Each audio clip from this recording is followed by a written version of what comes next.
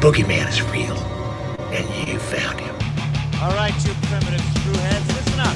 What's blood for, if not for shedding? I'm your number one fan. I like to dissect girls. Did you know I'm utterly insane? We all go a little mad sometimes. Be afraid. Be very afraid. 7 days. I am Dracula. We have such sights to show you. Boy!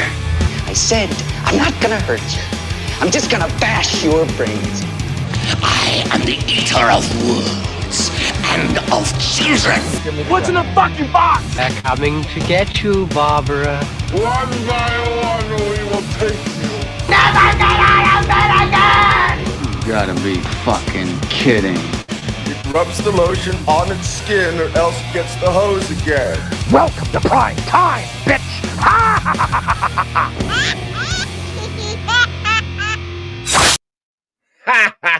You gotta love those laughs. Welcome, horror fans. It is Wednesday, 7 p.m. Central Time. It's time for another episode of the Week in Horror podcast, the only podcast from the furthest reaches of experience.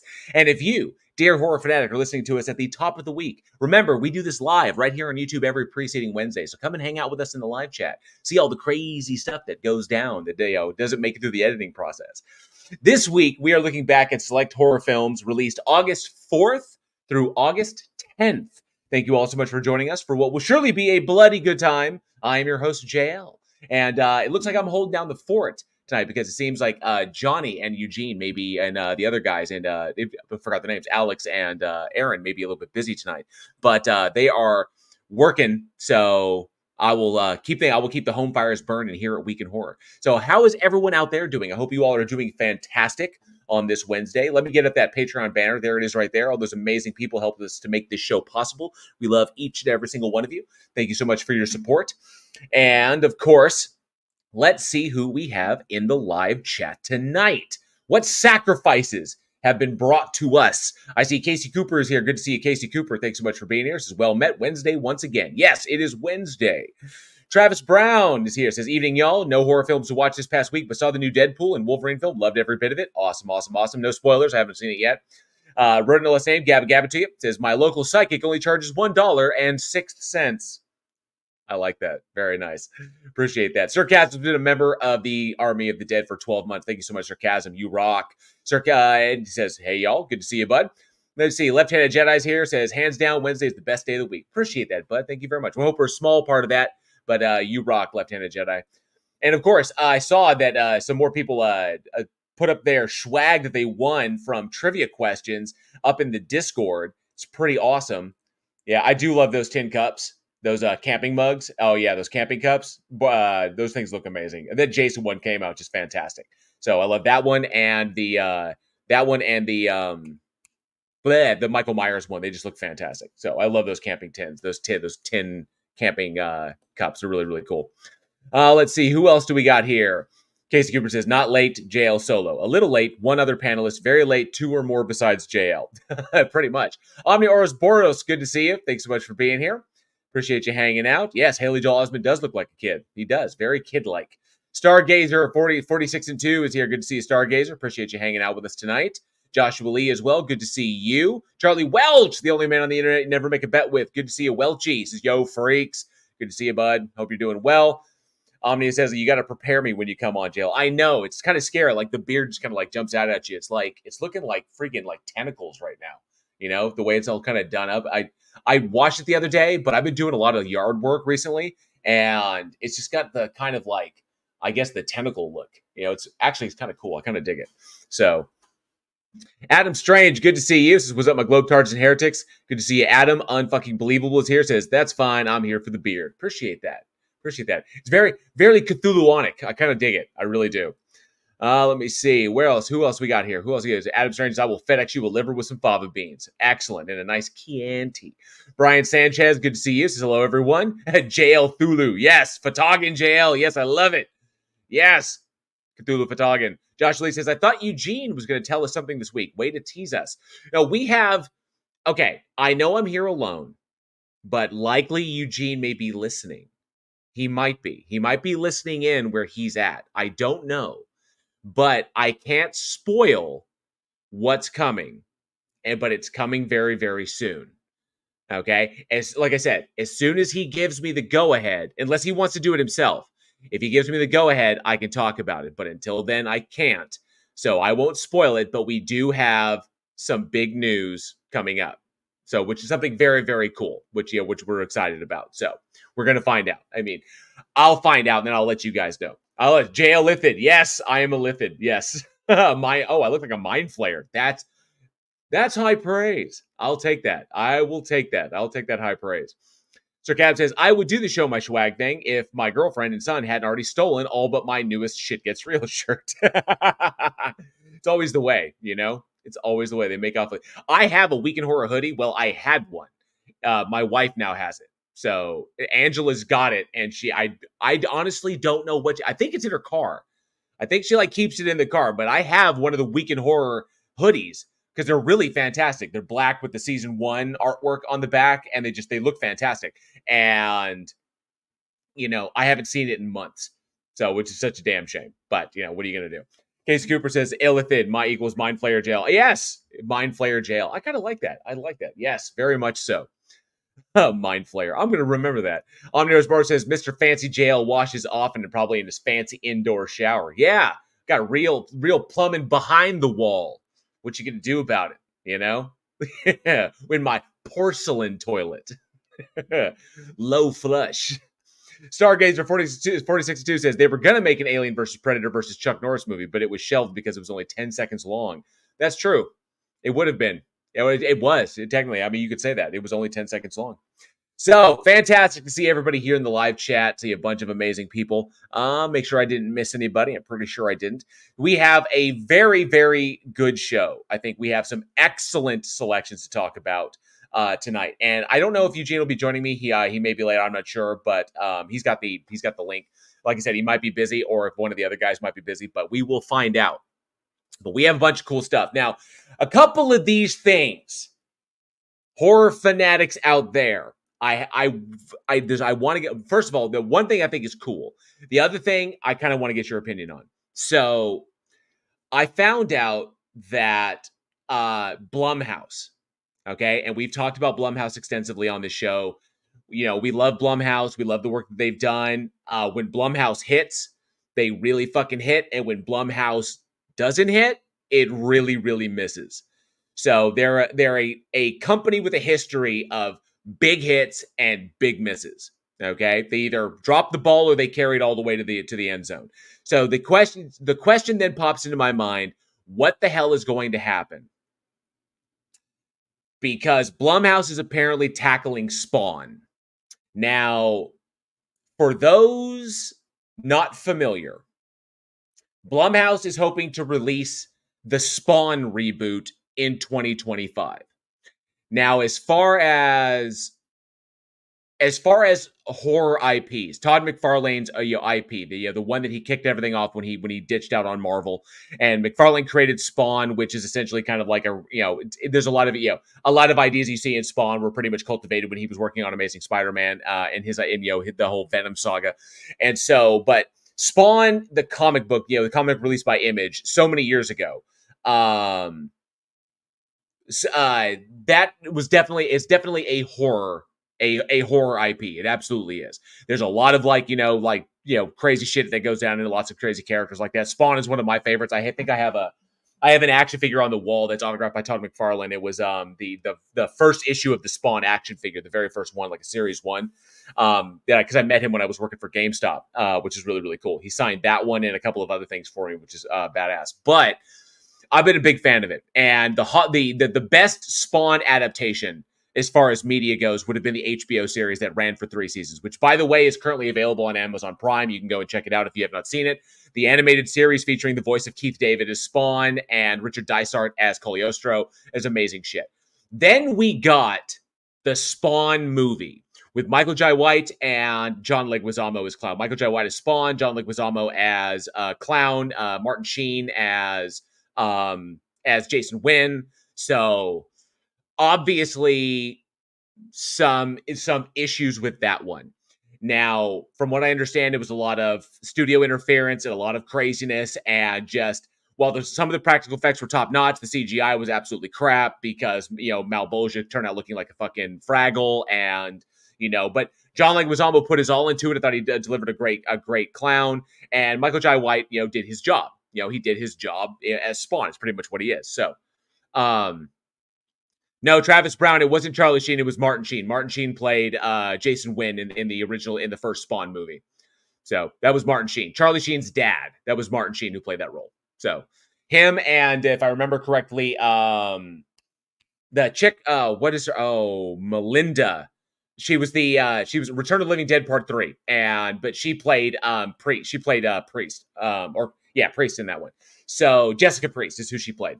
And there were little things that kind of fell to the cutting room floor. Like there was a hint at Sam and Twitch that were in there. Angela actually shows up for a brief moment. She's walking through the party scene when Spawn comes down through the ceiling. Angela, the hunter, the bounty hunter, she was actually in the room when that went down. Lots of stuff that could have been and then wasn't. So lots of problems with that movie. Now that was back in. That was so long ago. Then Blumhouse Productions got involved in 2017, and they wanted to do a reboot, and Jamie Foxx signed on to play the part of Al Simmons. So Jamie Foxx signs on to play it, and that was in 2018, but apparently they're having massive problems figuring out the freaking script.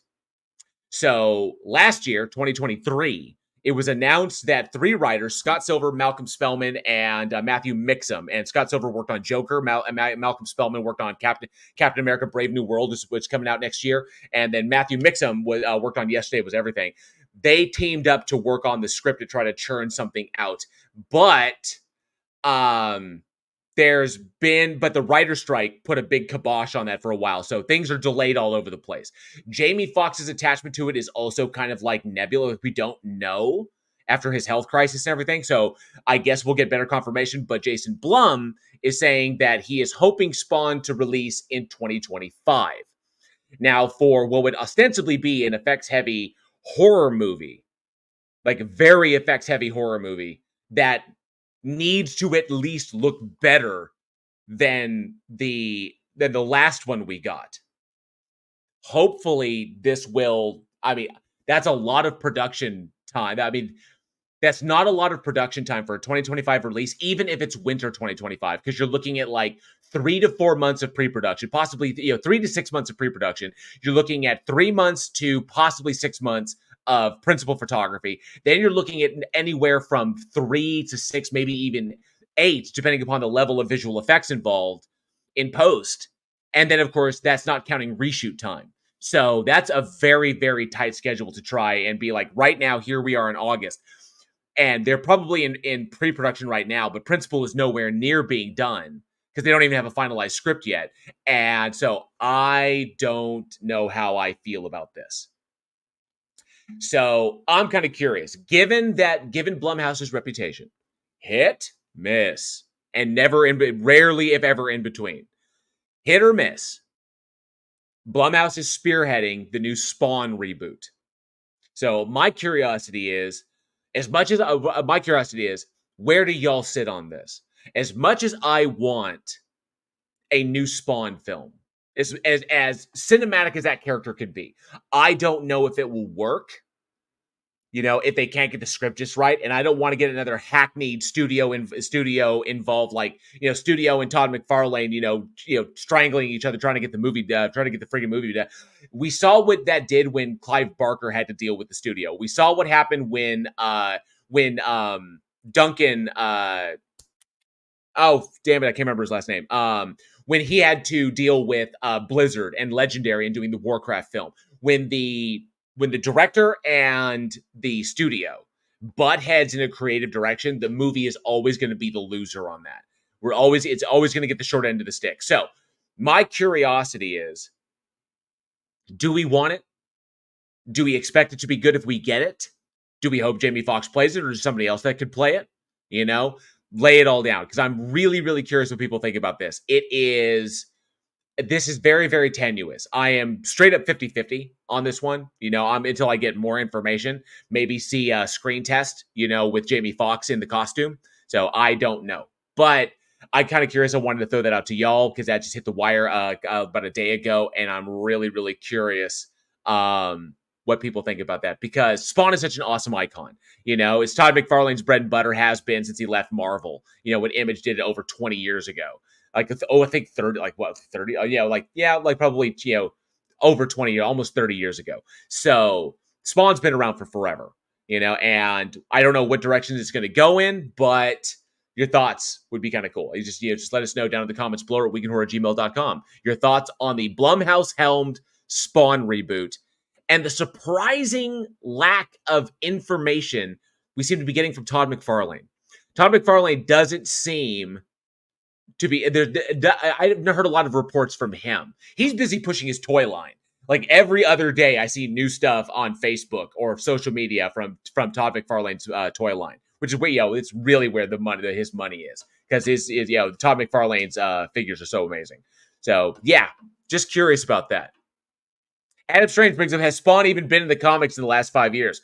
I'm not totally caught up, but I do remember there's a point where they did move on to another character. Another character picked up the mantle, and Spawn moved on to a kind of secondary role, kind of like a recurring guest star in his own series. So I'm not sure, but and I don't even know where they're going to go with this. Just retell the origin story again? Wanda. They're going to redo the whole thing? I have no idea. So my curiosity is, what the hell is going to go on with this? Where are they going to go? What's Blumhouse going to do? Are they going to fuck it up? Is it going to be amazing? How much visual effects? How much is going to be practical? Are they going to explore the Violator and Malbolgia thing? Are they going to explore, do other stuff like Overkill and shit like that? So I don't know. Will it fall in line with the HBO series? Will we get some more Sam and Twitch, which is one of the best parts of that whole franchise? So I'm kind of curious, definitely. I'm very, very curious. Let us know down in the comments below. All right, I saw some new people popping in. Elizabeth S., good to see you. Thanks so much for being here. And Cindy Sue, good to see you. Thanks so much for being here tonight. Skitch Crasher, good afternoon to you. Hope you're doing well. Stargazer says, I hope they make more movies based on Image characters. Could be cool. Could be. It's untapped potential. Image really is. Because Marvel's dominating. DC's running to catch up, even though The Rock kind of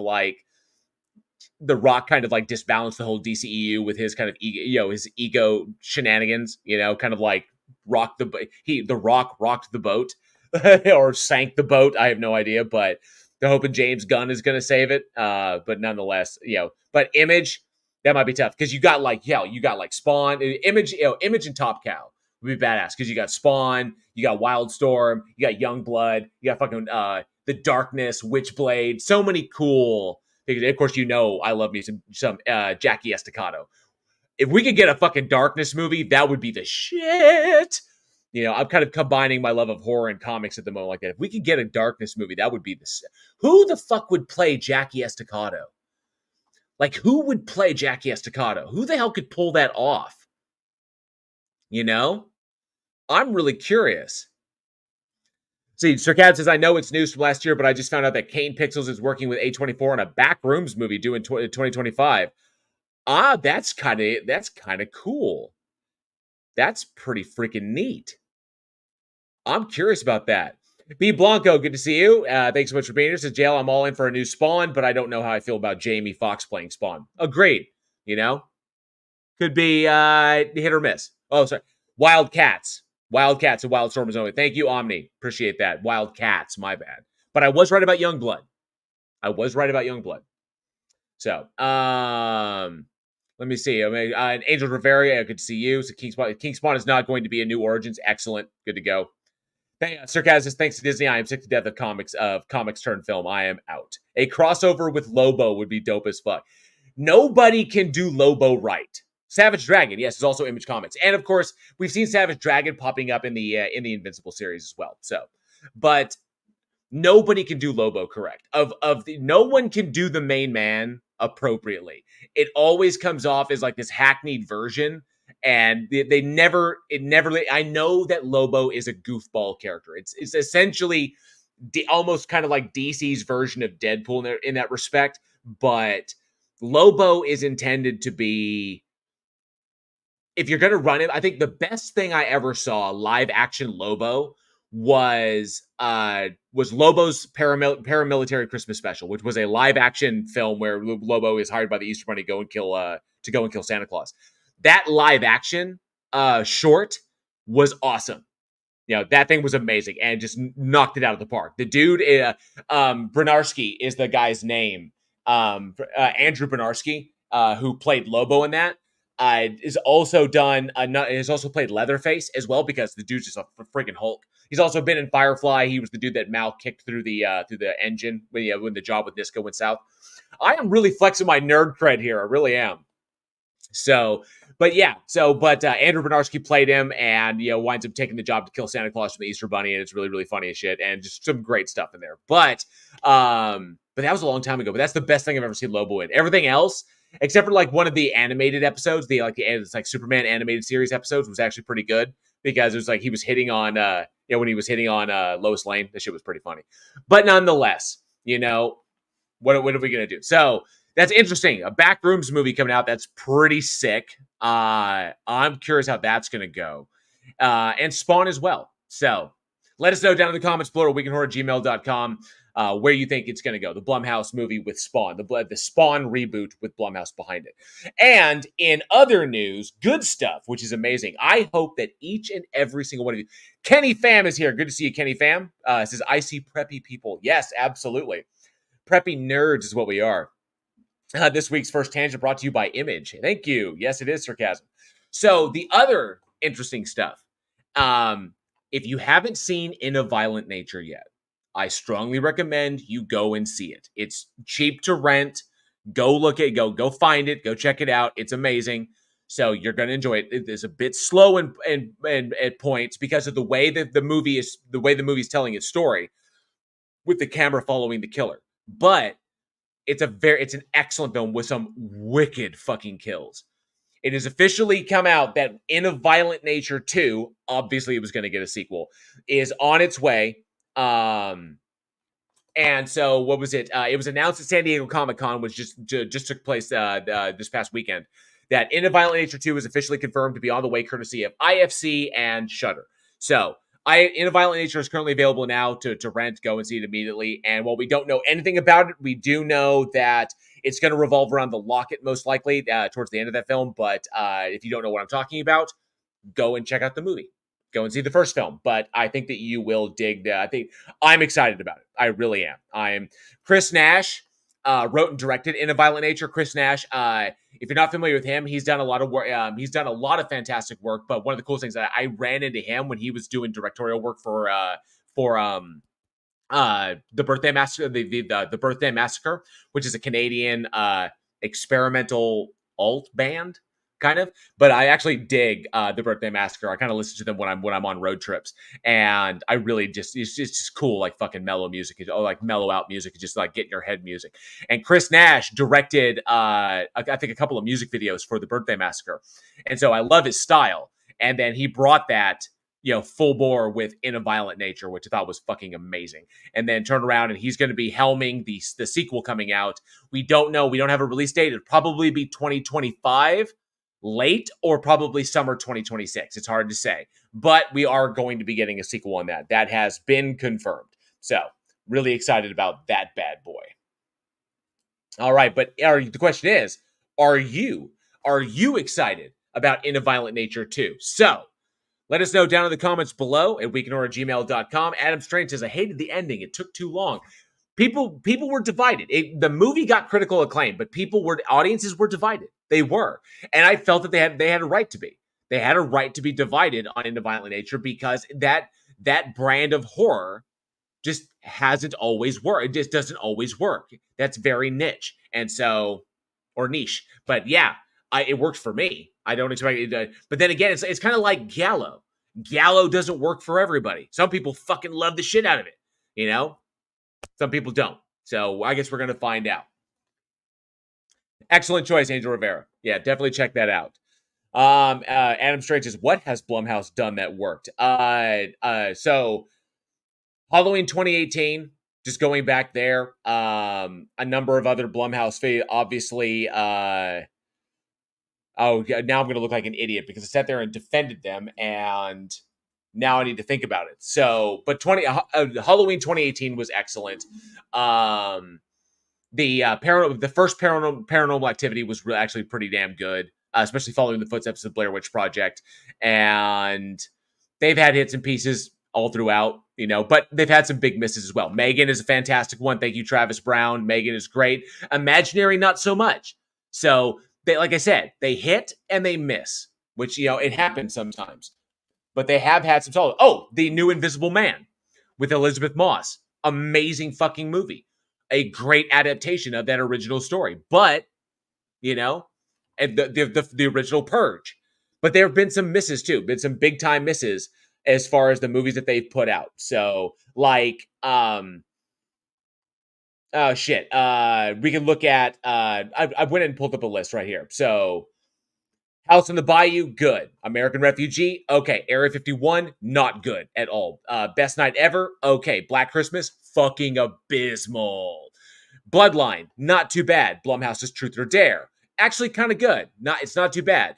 Creep, excellent. Curve, excellent. Dashcam, excellent. Don't Let Go, and not there. So, Firestarter, terrible. Get Out, amazing. Graduation, okay. Halloween, fucking A. Halloween Kills, Happy Death Day, excellent. Happy Death Day to You, excellent. Hysterical Blindness, not good. So, Hush, amazing.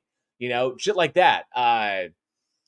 There's so many. The Insidious, Insidious, the first two Insidiouses were really fucking good. Jezebel wasn't bad. Lawless was terrible. Lowriders, terrible. Martyrs, excellent. Mercy Black, really, really good. Mr. Harrigan's Phone, really, really good.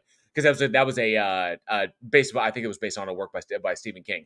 Paranormal Activity, Oculus, fucking amazing. But then you have some bad ones in there, like Sinister 2, fucking terrible. Sinister 2 was awful. What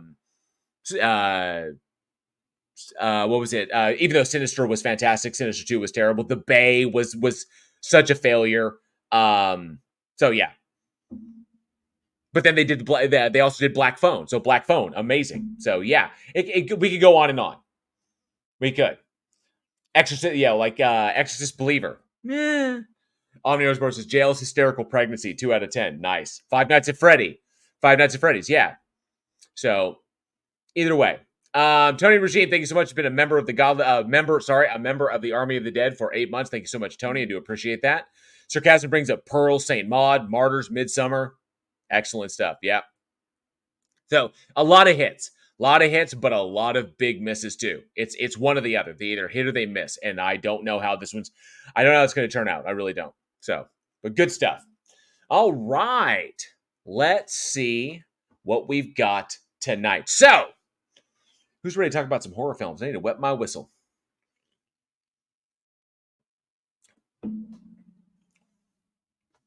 Tony Regime says, I hated Paranormal Activity. Sat there watching nothing happen for one jump scare at the end. I agree with you on that. Oh, A24. I can see how they can be mixed up because A24's got some good shit coming up. Like, Cuckoo is fantastic. Long Legs, amazing. So A24's got some really, really good stuff. Oh yeah, Midsummer. Yeah, that's right. Pearl, Saint Maud, Martyrs, Midsummer. Right. So A24, really, really good stuff. Oh, God, Long Legs is still sitting with me. Fuck, that movie was so good. If you haven't seen it, definitely check it out. It's in theaters right now. Definitely go check that out as soon as you can. All right. Well, let's talk about some horror movies because we got some good ones tonight. First up, and I hope you all got an opportunity to watch tonight's selections. If not, I will do my best. On the most recent one, I'll try to spoil anything, but remember, we do have a 5-year moratorium only. So if it's within 5 years, we'll do our best not to spoil anything. But if it is beyond that, prepare to get spoiled. But I'm pretty sure at least 2 of these you probably have seen. But nonetheless, let's kick things off with our first movie of tonight, released August 5th, 1964. We're going all the way back to an underrated little gem called Castle of the Living Dead. Let's check this out. Cue up the Terror Tube. I hope y'all like the Terror Tube as much as I do. I put a lot of effort into the Terror Tube. If you like it, let me know, because I hope you... I just dig it. I dig putting it together, and we have a lot of fun with that. So, here you go.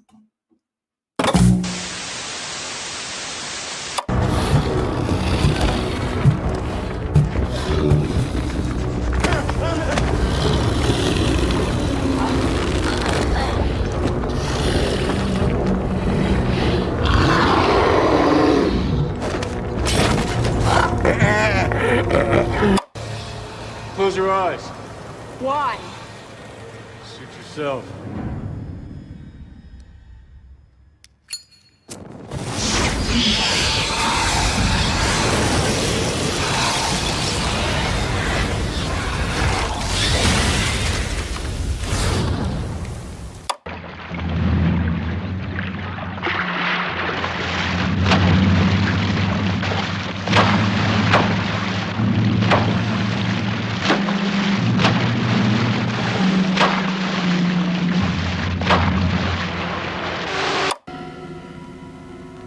Slowly, relentlessly, destiny ticks off the terrifying minutes of anguish that freeze the blood.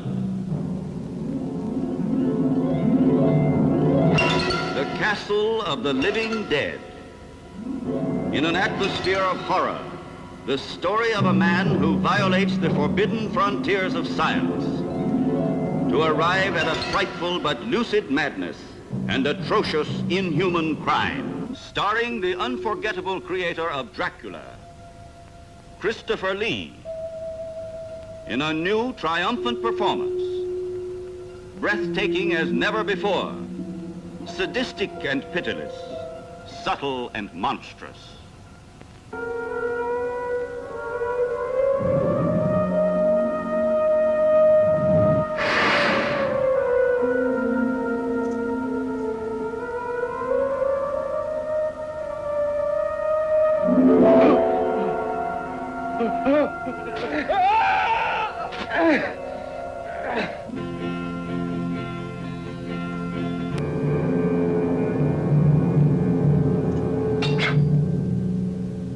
It is a film with a thrill a minute.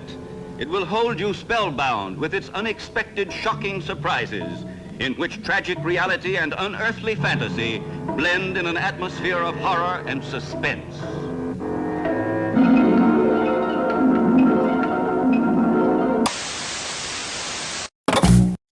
All right, that was the trailer for Castle of the Living Dead. So, directed based on a story by Warren Kiefer, and starring the amazing Christopher Lee as Count Drago, Gaia Germani, Philippe Leroy, Mirko Valentin, Antonio DiMartino, Luciano Pigozzi, Luigi Bonos, and Donald Sutherland. A very, very young Donald Sutherland, as well as Renato Terra-Kaisi. So the story follows a troupe of theater actors, I believe known as, I want to make sure that I get this correct, a theatrical troupe of Commedia dell'arte.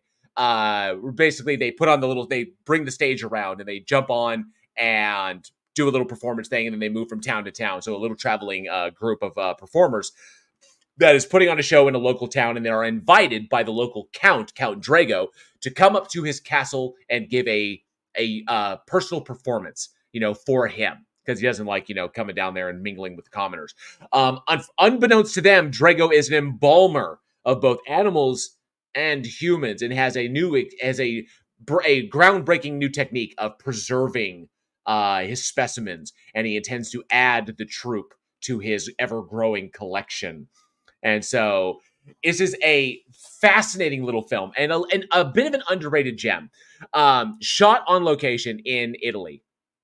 The film itself makes use of some fantastic architecture and the landscapes at the time. Now, the film itself is set in France, shortly after the Napoleonic Wars, but the landscape obviously is not French. You can tell just by these things, but set after the Napoleonic Wars, and they do tell the during that period, around after like 1815, post 1815. The landscape was just rife with chaos, because there was no real, after the wars, there was no real centralized power. So there was there was kind of lawlessness, people traveling on the roads getting, murdered and robbed, and all kinds of chaos and shit going all over the place, and superstitions running wild. And so it was a very, very chaotic place to be. And so people made money however way that they could. And one of those ways was these individuals just trying to survive on the road, which was incredibly difficult. And so making money, surviving off like pennies at a time to try and get from one place to the next was an incredibly difficult life. And so the prospect of getting like 3 gold pieces to come and, play for the Count is obviously what draws them in. Now, this particular piece was taken. It definitely takes its inspiration. I could say that while the story was developed by Warren Kiefer, and he's the one who wrote. He developed the story. He wrote the screenplay and he directed it. You can obviously, shit all over the place sounds like France. You can obviously tell that there are a lot of hallmarks that of 1933's Mystery of the Wax Museum. So there's very much in line with that. There's imagery that cannot be denied in this film that can be traced back to Mystery at the Wax Museum back in 1933, that black and white film, and one of the last films to be shot in Technicolor, by the way, in the dual color tone. So the interesting thing about that is, despite the fact that I wouldn't say it rips it. There's definitely some imagery like this when they discover all the people that have been arranged all over the place. It's very much akin to the Wax Museum state, where all these people are frozen in their place. They're basically insta embalmed, with this special formula that he has. And so he's arranged them like a museum, like museum pieces and little like dioramas and shit to pose them. And so given this, we can see where he took his inspiration from. And the one thing that saves it, that sets this thing apart, is the magnificent use of the landscape where they shot in Italy, which was, and I think this is badass as hell, was the Gardens of Bamarzo. So the gardens, or Sacro Bosco, is the Sacred Grove, also called the Park of the Monsters, Parco dei Mostri in Italian, also named the Garden of Bamarzo. And it's a monumental complex located in Lazio, Italy, and it was created back in the 16th century, attributed to Piero Ligorio, and the sculptures were made by Simone Machino, and there are images in there that you'll recognize. So if you watch the movie, all those big ass sculptures that you saw, like the mouth, like the Orcus mouth, and like the giant, like the Hannibal's elephant and the dragon and shit like that, all those massive sculptures, they still exist today. If you were in Italy, you could go and visit them, and it's the place is very, very creepy. It's a collection of like these massive grotesqueries that were carved directly into the granite, like the rock of the landscape, and so it made some really fantastic stuff. You can actually eat inside the Orcus mouth, and so utilizing that area as the exterior of Drago's castle made for this fantastic setting. And these beautiful wide shots that allowed for these characters to kind of like run about and increase the tension, as especially with the dwarf as being hunted by the count's main killer, by basically his hitman. And so it makes for some fantastic setting. The cinematography is brilliant, encapsulating everything we need to create the evocative nature, like the sinister nature of where Drago lives. And then of course the inside of the castle is effectively creepy and everything, but it is the performance of Christopher Lee that really sells this across the board.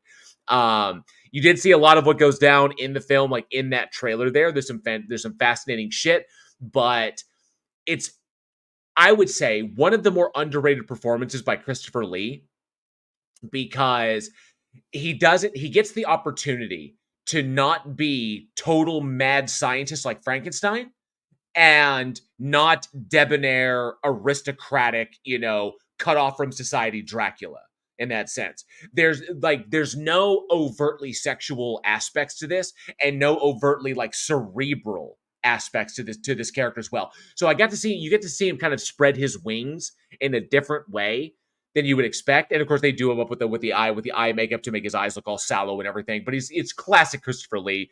Got the booming voice that resonates beautifully in the castle that they were shooting in, and of course, very, very creepy imagery. Even because this was 19, I firmly believe that the imagery within the castle, because this came out in 67 and 64. This came out in 64, and only 4 years before this was Psycho.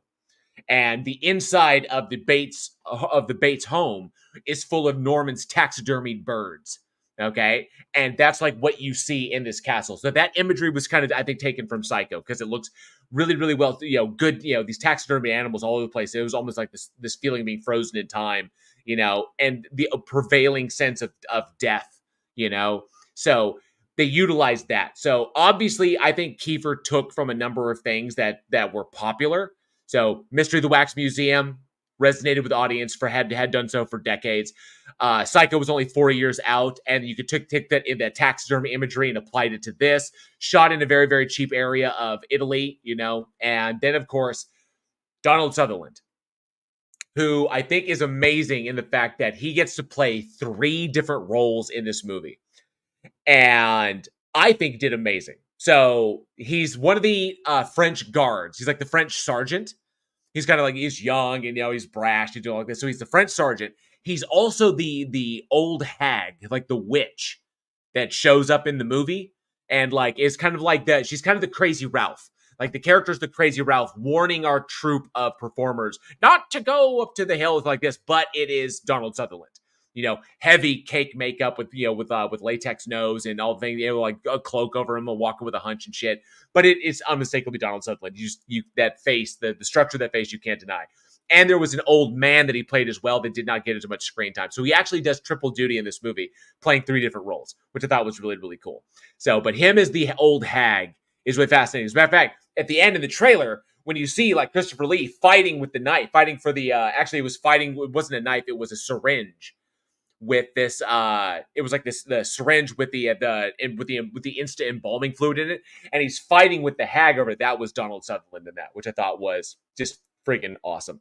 So if you for this particular one, I think it's an understated. In itself is kind of understated. While Kiefer does take a number of inspirations from other well-established IPs, he does allow his actors to kind of run with the idea, and there's a lot of creative moments in it, a lot of creative acting decisions, and a lot of beautiful, I would say, organic chemistry that's taking place here as the characters develop through their as the characters work through their arcs. So you can tell that Kiefer allowed his established actors to really run with what they had and allowed them to work, to utilize their instincts of where they wanted to take these characters, what they wanted to do with them.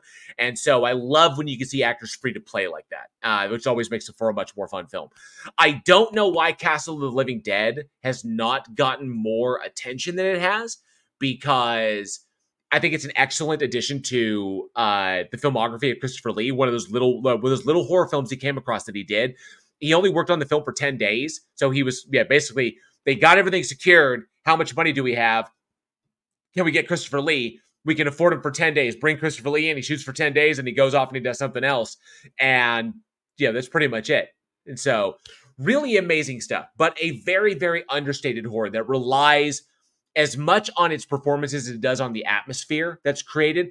Very, very minimal interference by the director and I would say the crew. Lots of natural lighting. Don't need to worry about too much about that stuff, except for like some predominant close-ups, the requisite filtering of the camera. But nonetheless, they pretty much allowed the landscape of Italy at the time in the mid 60s to speak for itself. The crumbling architecture, the post-war landscape, because it kind of serves at the time. At this time in 1964, we're less than 30 years out from World War II. So a lot of that, the effects of World War II can still be seen on the landscape and in the architecture, the buildings that they choose to shoot around in this movie. So it makes a good solid replica for post-war France in the 19th century. So really, really interesting stuff. I strongly recommend it. Really, probably, Rodin Olsen brings up probably due to the title of The Living Dead, because technically they're not dead. Like you inject them with it and they instantly embalm. They're like the shot literally is she's about to take a drink and then the cat scares her and she drops her glass because the countess told her that it's like brandy. And so she's going to drink it. And then she drops her glass. She's like, oh, she drops a glass, spills it. The cat goes and laps it up. And then like they just freeze the camera, like frozen. And then they go to her. It's like, oh my God. Then they go back to the frozen cat. It's just like one frame, just like frozen. It's quite funny, but nonetheless, a good little story. Well done. The Kiefer took in a direction that I thought was inspired and relied predominantly on his actors and his cinematography to speak for itself. Plus, a gorgeous use of those monuments, those creepy monuments in the gardens of Bomarzo, which I think are fantastic. Now, one thing that you will recognize, I thought was really, really cool. If you have never seen the Orcus mouth, okay, I wish I could put a picture up here for you, but if you've never seen the Orcus mouth, I guarantee you actually have, okay? Because I was watching this movie and was like, what the shit? I recognize that face. I recognize that structure. And little known deal, it kind of like popped in there. The movie The Relic, 1997. Okay? 1997, the movie The Relic comes out. And that movie, it was directed by Peter Hyams and based on Douglas Preston and Lincoln Child's book Relic. That movie recreated the orcus mouth, which is like the big open mouth with the two teeth that are hanging down in the eyes, and the script over the arch. That whole structure was recreated for the movie The Relic as the entrance to the superstition exhibit that was going on in the New York Museum at the time. So I was like, I recognized that piece. Managed to track it down. I showed it Aaron. Aaron's in the chat. I see him there. And but yeah, I saw that. I was like, holy shit, I knew I'd seen that before. But it's something really, really cool. So the lasting influences you can see on that. And I think that it's the cinematography that wins out on this one. Just a little underrated gem. You can find this one. It is currently on Tubi. You can check it out for free. Castle of the Living Dead. It's either on Tubi or Plex.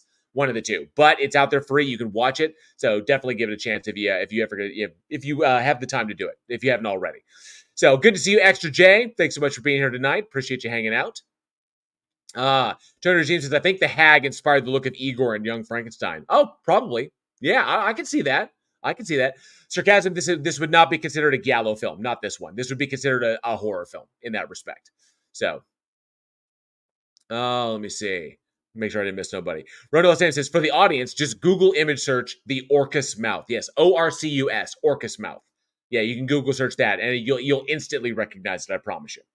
So the question that I have for the audience tonight, the question for y'all, and this is going to go down to your opinion, but feel free to let me know down in the comments below. Love to hear what you guys thought. But your favorite understated horror, one that didn't quite make the mainstream. Maybe it's a cult favorite. Or maybe not. Maybe it's not a cult favorite. Maybe it's just kind of one that you really dig for that the merits of it just weren't recognized. Let us know down in the comments below weekinhorror@gmail.com what your favorite understated horror film was. Or maybe it was classified as a thriller, but it was a horror for you. I know several that were like that for me. They classify them as thrillers in order to try and maximize their budget potential, when in fact they are fucking horror movies. So, Silence of the Lambs being one. That's a horror movie, but they classify it as a thriller. But yeah, interesting stuff. Very, very cool stuff. Castle of the Living Dead. Nice little entrance from the 1960s. Oh, Adam Strange says Wolfen. Fuck yes. Wolfen was fantastic. I love the fact that we got to talk about it on the show. But Wolfen was great. I loved Wolfen and I loved Nomads. Wolfen and Nomads. Nomads with Pierce Brosnan. Okay. And Wolfen with Albert Finney. So, but if you're going to do it, I strongly recommend Adam Strange. I strongly recommend it. Let me know if you agree with me. A double feature night. Wolfen and Nomads. That's a double feature right there. A fantastic double feature.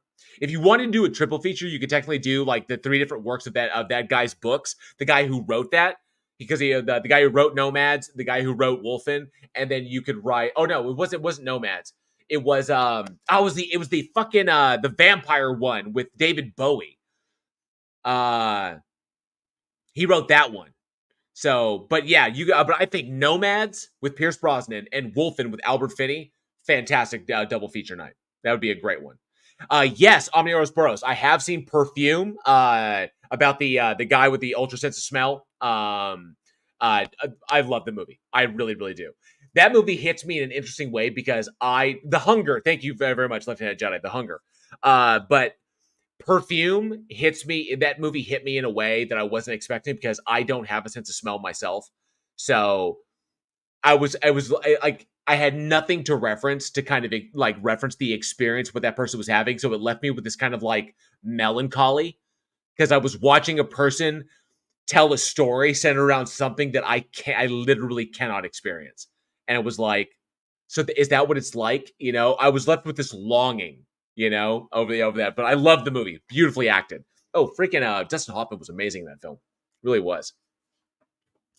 The fucking vampire movie with David Bowie sounds like the fucking vampire with David Bowie sounds like a pretty cool movie. Yeah, it is. Yeah, it's definitely a cool movie.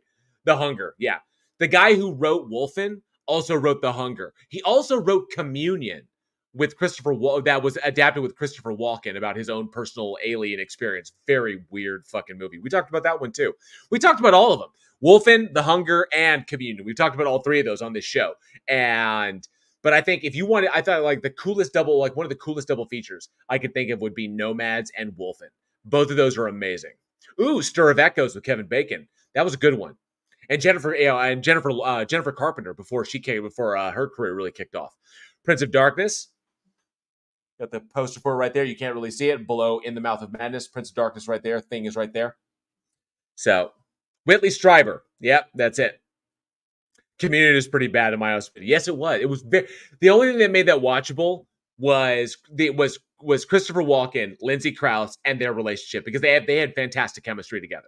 The two of them were great, but that movie was fucking just bizarre. You know, I just went in so many. It starts out, it had some good moments, weird moments when he's like making out with the little like the weird alien thing with Christopher Walken's like, hey, I kid you, like, very weird stuff. Very weird stuff. Primer is also really good as far as a time travel thriller film. Absolutely. Aaron Reese says, I'm pretty sure it's not gay if it's with David Bowie. And if he's a vampire, it's not even necrophilia at this point. Good point. But yeah, definitely let us know down in the comments below or weekinhorror@gmail.com your favorite understated horror film. You know, understated horror. Lots of stuff out there that's really, really good. Heartless is another one of mine. It's a British horror film with Jim Sturgis and Tony Spall. So really, really enjoyed that one. That's one that hits me kind of personally. All right. So let's move on to our second one tonight. This one a bit more recent. We're going to jump ahead all the way to 2022. So released August 5th, 2022, we have Bodies, Bodies, Bodies. Let's check out this trailer. Cue up the terror tube. Take off the third channel. The third channel. It's still running. Stop it, please. For God's sake, please stop it. There's no more time. You've got to... Please, stop it. Stop it now. Turn it off. Turn it off. Stop it. Stop it. Stop it. Stop it. Stop it. Stop it. Stop it.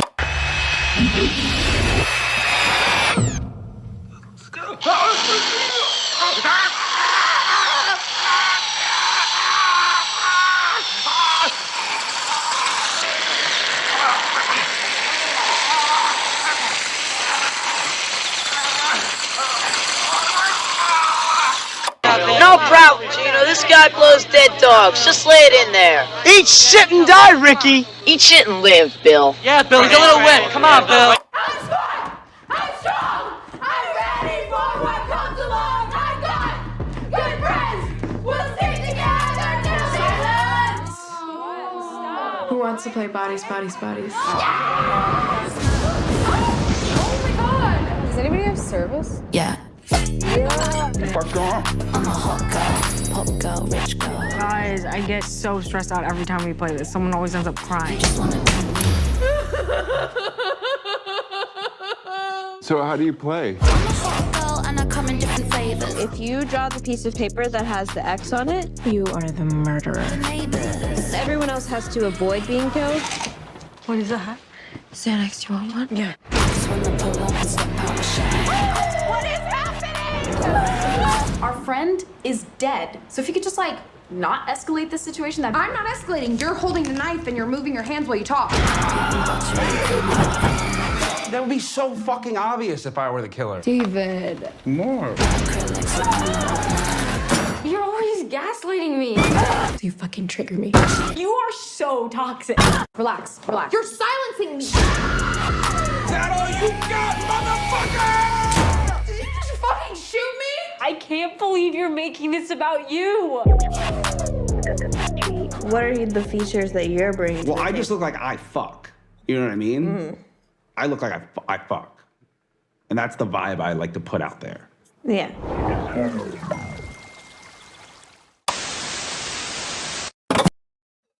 Yeah, so that was the trailer for Bodies, Bodies, Bodies, a horror film, comedy horror film, directed by Helena Rain and story by Kristen Rupenian and screenplay by Sarah DeLapp, starring Amanda Stenberg, Maria Baklova, Mahala Harold, Chase Sui Wonders, Rachel Sennett, Lee Pace, and Lee Pace was in this, and Pete Davidson. So pretty much playing himself. Now the film follows a group of high school friends or former high school friends who have come together to kind of like have a hurricane party. So like a hurricane is about to hit the area. They're all battening down the hatches and they're all going to hang out and party at this mansion owned by the family of Pete Davidson's character. So while trapped during the storm, they all decide to play a drinking game after like, much drinking and much drugs. They plan to play this game called Bodies, Bodies, Bodies, which essentially kind of like, Secret Werewolf and shit like that. You try to figure out who's the killer without dying yourself. And then when the lights go out, as the power goes out, and all of a sudden the bodies start piling up for real. And of course, paranoia, the fear turns to paranoia, and old grudges suddenly, raise their ugly heads, and shit, does its best to try and get real. Now, this is the kicker on Bodies, Bodies, Bodies. Now, you could tell from the trailer, as much as they were talking about. Yeah, Sir Kev says I was eye rolling so hard at this movie that I swear I saw the back of my skull from the inside. Unlikable millennial trash spending daddy's money doing stupid shit to each other. Now, here's the kicker on this film. There are 2 takes on this movie, okay? And they're generationally split. A lot of people saw the movie. A lot of the younger generation saw the movie, the generation that it's speaking to, okay? The generation that it's speaking to saw the movie, and they enjoyed it. Not just because Pete Davidson is in it, and Pete Davidson does look like he fucks. He actually does, judging by his social media trend. But looking at that, they felt that it represented them. They bring up valid points, and they felt it was an exploration of all the things that are important, like all these hot button topics that are relevant to them. Unfortunately, the other side of the fence is those who are basically looking at this from the inside out, from the outside one. If I feel now, okay, this is my opinion, and I hope I don't upset anybody by this, but I don't see how someone could not see Bodies, Bodies, Bodies for the subversive insult that it is to that generation. I don't believe for a second that any of the stuff that's put on display by any of the characters, who they are, how they behave with one another, the images they convey to one another in particular circumstances, when those images fall away to reveal their true natures and like what they really think of one another, the paranoia and the anger, the paranoia and the rage and all the shit that comes around, and how that all plays out. This movie, if you recognize that what it's saying, it is saying ironically, this movie becomes a very well-crafted and subversive backhand to this type of mentality. Now, this is my opinion on this, and I saw it by very simple things. Number one, the very first thing, and this, if you have not seen Bodies, Bodies, Bodies, this will likely spoil it for you.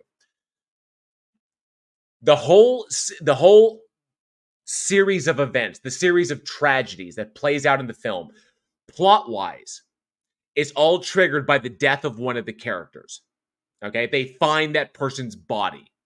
When they find their body, or they find the individual dying, and then the person dies. Okay? And they're like, what the hell? That's when the finger pointing comes out.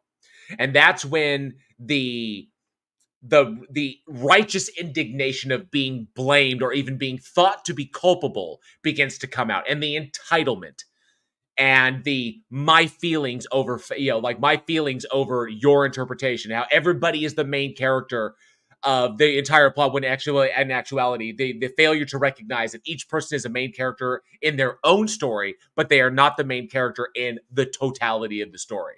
So, I would not compare this favorably to like the Lost Boys and how Gen X did, and how Gen X was represented. That was accurate, and I will say that. But well, maybe in that respect, you could say that the Lost Boys did kind of like express the angst and push through. But the problem with this one is that this one comes off as a critique and not as kind of an expose, where you take like an image and then you run it through like this, extreme circle. Like, for example, like Lost Boys, like we talked about last week, the Lost Boys was very much like Gen X taken in, like this kind of mentality in an extreme situation where vampires exist. This movie is basically like how this is reality and this is how this group deal, like either how they choose to not deal with reality. Because narratively speaking, the whole like turn of events, like the whole sequence of events is taking place when they discover a body, but that person wasn't murdered. And it doesn't come out until towards the end of the film, when all the chaos is said and done, that what happened to Pete Davidson's character, who's the one that they find, was purely an accident. But because of their inability to reconcile their emotions, because they're so self-centered, they're so self-focused on their own shit, that they cannot reconcile how their stories have their experiences intertwine with other people. So that kind of like that blinders onto the world, to quote from Speed, that mentality winds up driving the chaos. Because nobody can see past, nobody can see the forest for the trees. Nobody can see 2 feet in front of their own face. And so each one jumps to conclusions consistently that are basically justified by their own personal biases. And then they run through and then they absolutely tear each other apart. And the reason for that is because of how this generation takes in information and how they view themselves in relationship to other people. As predicated, and they note of this throughout the whole film by social media. So it's not only a critique of that generation, it's a critique of all the things that have made the generation that generation. And it is, in my eyes, this movie was a fucking insult.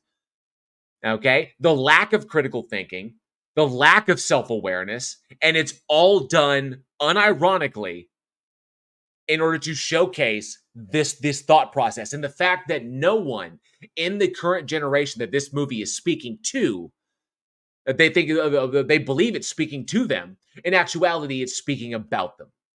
So that was the kicker on this one. I know on the surface, it's like Pete Davidson, entitled brats, partying, drinking, no parents around, blah, blah, blah, yada, yada, yada. But they explore some very, very pertinent issues. They explored the social caste system that exists in our education system. They explore public education versus private education. They explore what it's like coming up with wealth, what it's like to have wealth, to be born into wealth and then lose that wealth, what it is about keeping up, that even the keeping up with the Joneses mentality filters all the way down to freaking teenagers. Nobody escapes that kind of capitalistic idea, and it infects everything. And even worse so when you already have kids that are being brought up into society where the vast majority of human interactions are done via a screen, and they are already disassociated at that point that they don't associate a face on a screen with an actual person. And then you throw these capitalistic ideals in there where we're basically trying to keep up with illusions that we've created ourselves, and it leads to this perfect storm of absolute chaos that winds up tearing itself apart. And that's so that is what I saw in this particular movie. A lot of people wrote it off as just kind of like, what is this saying? They're just a bunch of entitled brats, and it was all just like a folie à deux. Is what it was. No, not a folie à deux. It was a comedy of errors. That's what it was. And essentially, the movie is a comedy of errors. Okay, it's one error is made, and that leads to a domino stretch of progressively worse and worse errors. To much hilarity and silly effect, and then it's like everyone goes, boom, boom, boom. When it finally finds out, oh, nobody murdered anybody, but we've all now like committed manslaughter, and we've actually like murdered people in the second degree now as a result of our misunderstanding. It's a comedy of errors. That story's been utilized since Stage, times of Stage. There's many comedy of errors that I've started a few myself, but in that respect, that's what this whole thing is predicated on. That, in my eyes, and I think you might agree with me on this one, Bodies, Bodies, Bodies represents that this current generation, whether it's Gen Y or millennials, I think it's Gen Y, that Gen Y is in and of itself a comedy of errors. And it just takes in that direction. This isn't an expose of them. It is a harsh critique, because I've never met when it comes to Lost Boys, I've never met a member of Gen X who would consider themselves a member of Gen X who's in that generational gap that would disagree with how they were portrayed in Lost Boys. And you can tell if I was throwing this out there, these individuals who saw these ones, yeah, comedy, Tucker and Dale versus Evil. That's a comedy of errors. Excellent point out, wrote no last name. Excellent, yes. Tucker and Dale versus Evil is an excellent comedy of errors. Okay? Typically stuff like going all the way back to Abbott and Costello. Those kinds of like funny physical comedies typically predicate on the comedy of errors. One primary character makes one mistake, and then it's all a series of mistakes to try and fix the first mistake until they wind up basically coming full circle like the Ouroboros to arrive where they began, having not fixed anything, but learned from the experience. You know? That's the funny thing of that. And in this one, there's nothing to learn here, because at the end, nobody grows. Because even when the two surviving characters recognize, because like barely anybody makes it out of that house, when the two surviving characters recognize that this whole thing went down because of a mistake that they made, because of a rush to judgment, because and it was all facilitated by their biases, and no one's thinking rationally or critically about this whole thing. When that goes down like that, neither one of them grow, because now they're left in a scenario where they're alone. There's no authorities. They can make up they can kind of like do whatever they want. And so nobody has a reason to grow on this. And that's where I got after. Now, I will say this. Adam Strain says sounds too deep for a horror movie.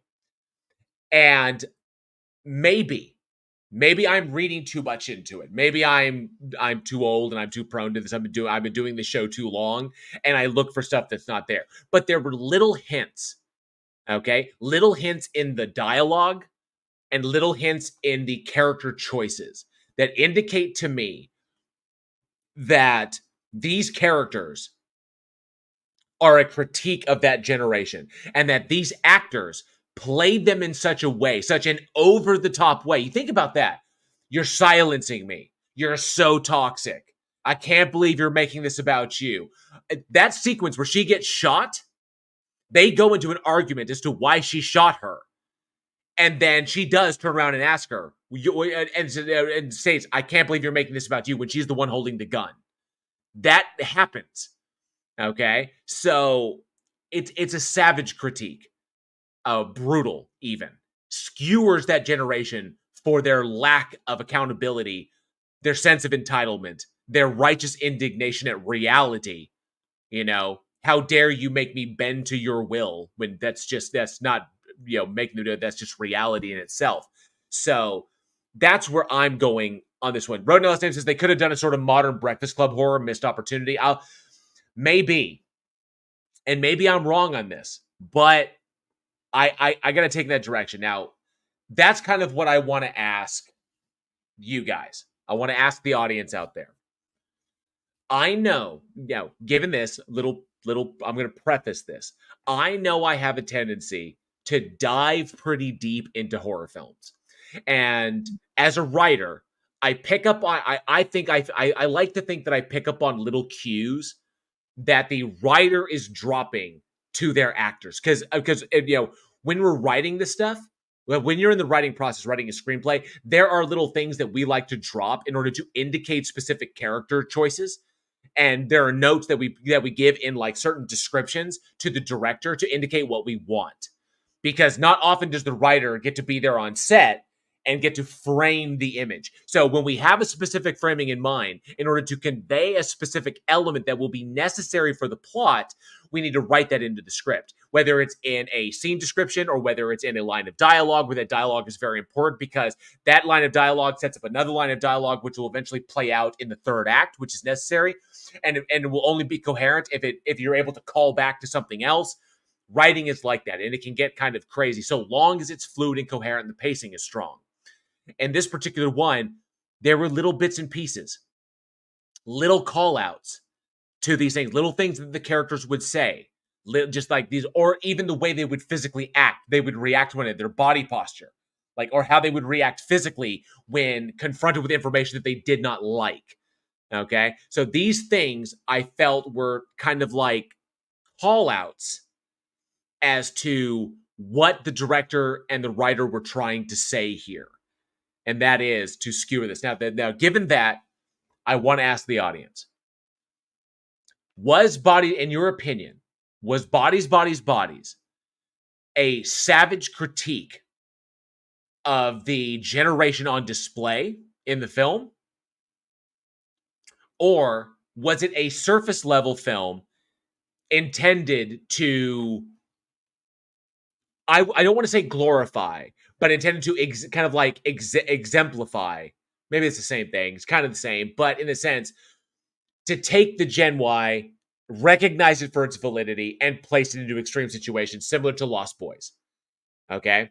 So is it more surface, or is it the heavy critique that I've interpreted it to be? Do you agree with me or not? Is kind of where I'm going with that. Omni brings up a good point. Why not both? It very well could be.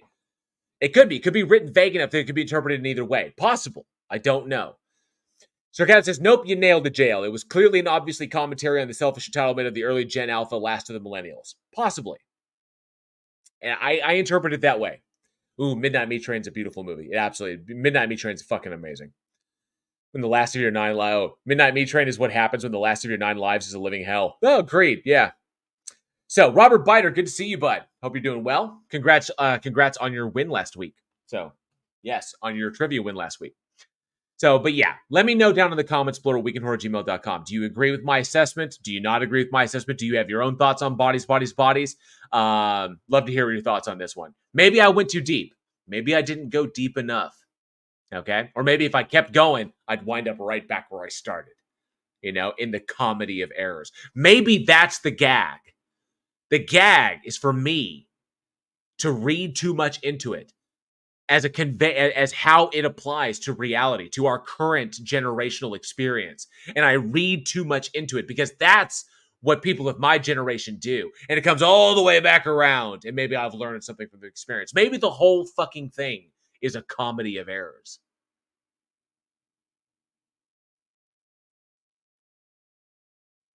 Anyway.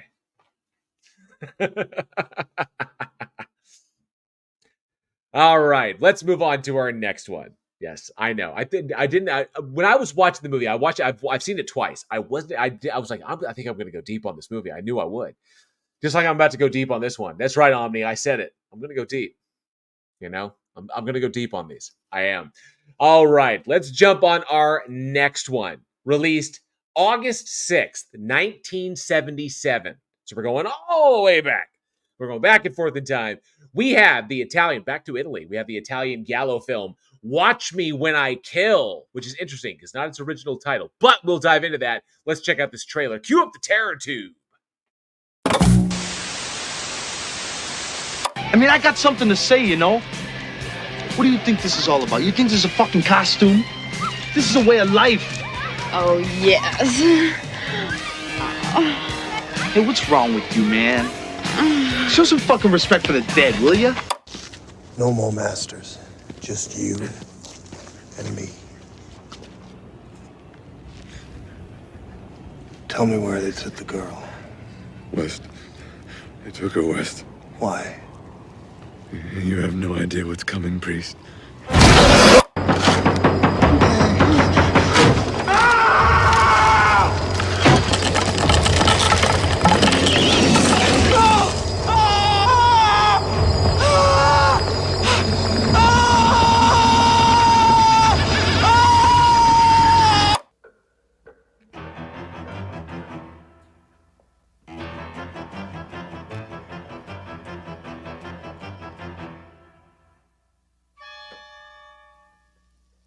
Watch me when I kill.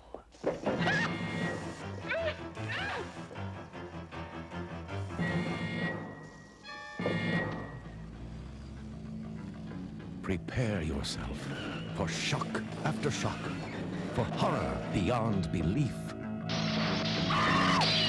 and spine-tingling suspense that never lets go. Turn them back on. I'm still in here.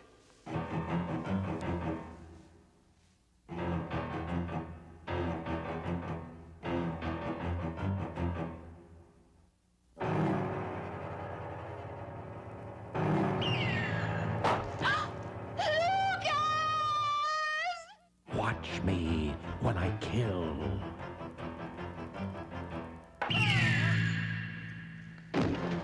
You are invited to witness a shattering adventure in total fright.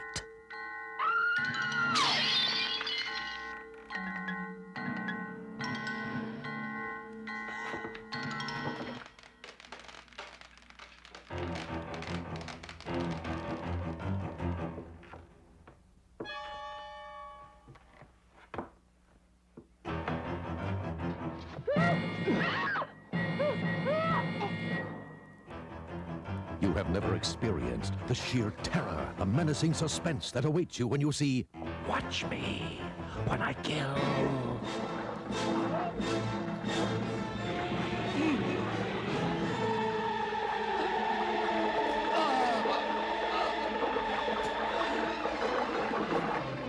The water in that bathtub is so blue. Like, they put chlorine in that fucking thing. They really did. And like the blue dye. They like that. Watch me when I kill.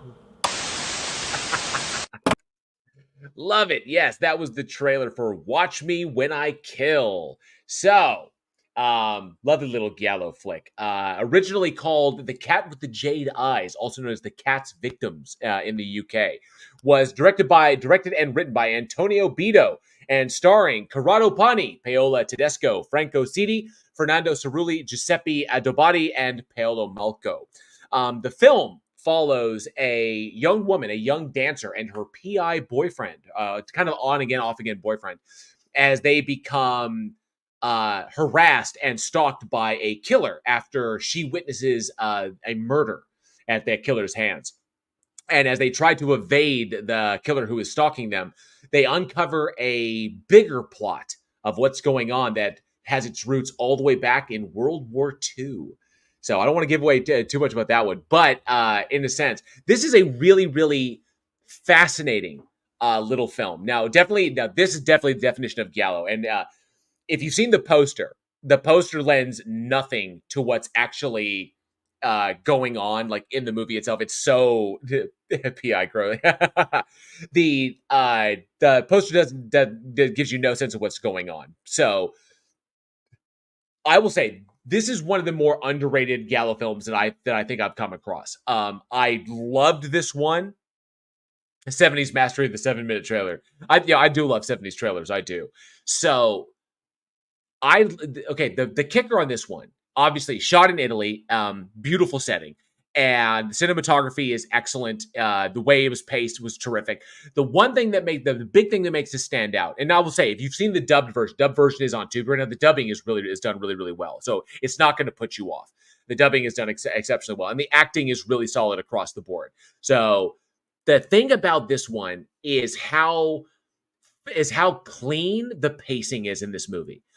For a giallo film, oftentimes I found that giallo pictures, because of their nature, because of their riding the line between straight horror and your typical like noir mystery thriller, because they want to saddle that line, a lot of times you get a very, very clunky narrative where we kind of like have to, it almost feels like the extreme horror elements are shoehorned in just to kind of appease that side of the aisle. Whereas we're really following a detective story where we're uncovering like a whodunit and what's going on with horror elements. So it's almost like trying to take a different frame of reference on the horror film, which is what makes giallo so interesting and so special.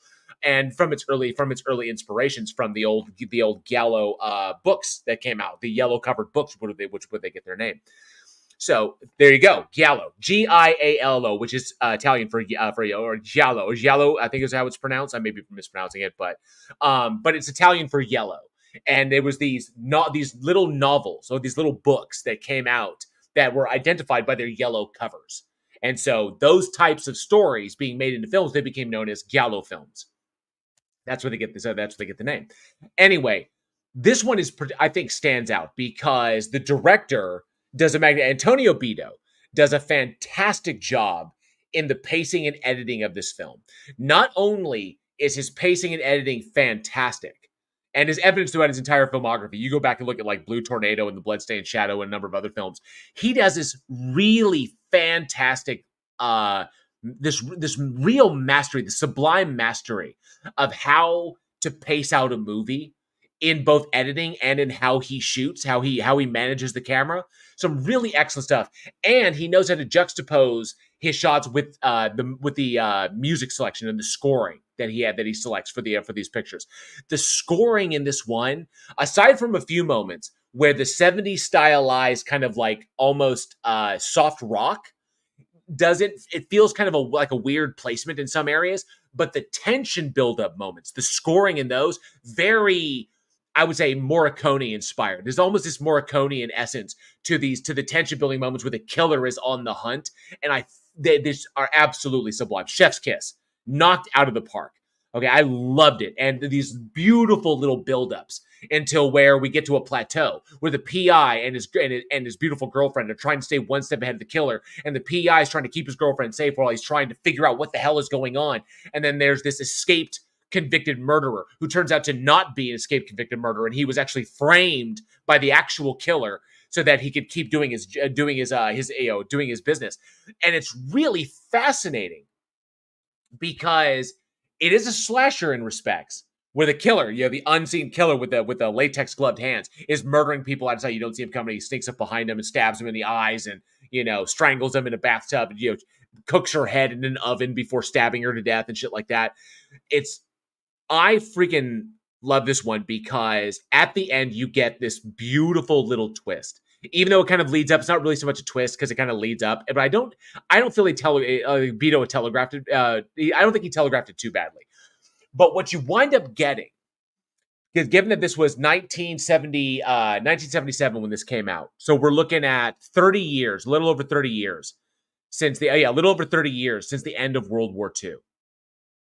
And the story itself harkens all the way back to those points. What's happening in the movie is that our killer, and I won't tell you exactly who it is, our killer is tracking down the Nazi collaborators, the Third Reich collaborators, whose actions resulted in the death of their family when he was a little boy. So when the killer was a little boy, he lost almost all of his family to the Third Reich. And now, grown up with his father, like this, because his father's the only way, he and his father are the ones who survived the concentration camps. He is embarking on because his father's too old to do anything, but his father laments he never found justice. The killer then goes on to seek, to get the revenge for his dad, and invariably goes mad from it because, you just can't wantonly run around murdering people, and you keep your sanity in that respect. But it does present this fascinating crossroads because the way the way he murders is sadistic and brutal and uncompromising. Okay, killing everybody that gets in the way, starting with the pharmacist, going after the girl that spotted him, that could upset the whole plan, cooking the chick in the oven, strangling the guy with the shower head. With the head, the kind of like the bath wand, strangling him in the bathtub like you saw in the trailer. Like, all the chaos that happens in it is as a result of a killer trying to bring justice to his family for the atrocities of World War II. And that's where Beto really fucking shines, is that as the movie progresses, you get this wonderful shift from the modern era of Italy, okay? Having moved on from World War II, or at least the illusion of having moved on. Okay? But then, as the PI progresses in his investigation, slowly but surely, we see that the ghosts of World War II still linger very much on the kind of outskirts of society. As he progresses and tries to track down the history of what's going on and put all the pieces together, he winds up going to places like in the countryside that have been far removed, old palatial estates. So we begin to see that very much like the foundations of Italy post-World War II, everything is cracked, it's falling apart, and people are just trying to let that fade into history. And so, but the crumbling remnants of post-war Italy are still there to be seen. You just have to go looking for them. And buried within those ruins are the secrets that have to be found to uncover who the killer is. And so the illusion of safety and security, even 30 plus years after World War II, it's still illusory. We're still very much on the cusp at any moment where things could turn south, because it could turn south so quickly, just as it did in World War II. All of a sudden, people weren't paying attention, and all of a sudden World War was on their doorstep. Beto does a magnificent job of capturing Italy as living in that state. And you get this overwhelming, this pervasive sense with the whole film that everybody is taking shit for granted. And it's not until the PI begins to dig into the history of this killer to try and find out who they are that we begin to realize just how much people take it for granted.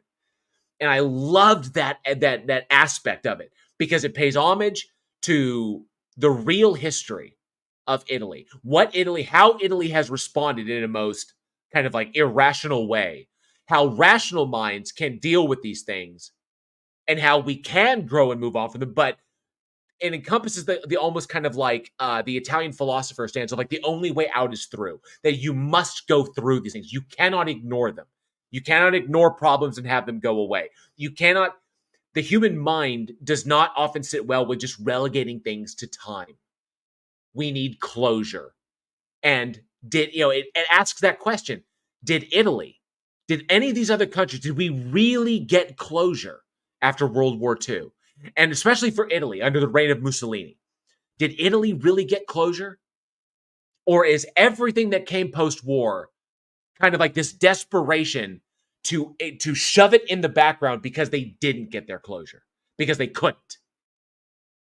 And I loved that he told this slasher story, backdropped by this legitimate national, kind of like this almost national, this lack of a national identity that kind of pervades Italy in the decades following World War II, which I thought was absolutely beautiful.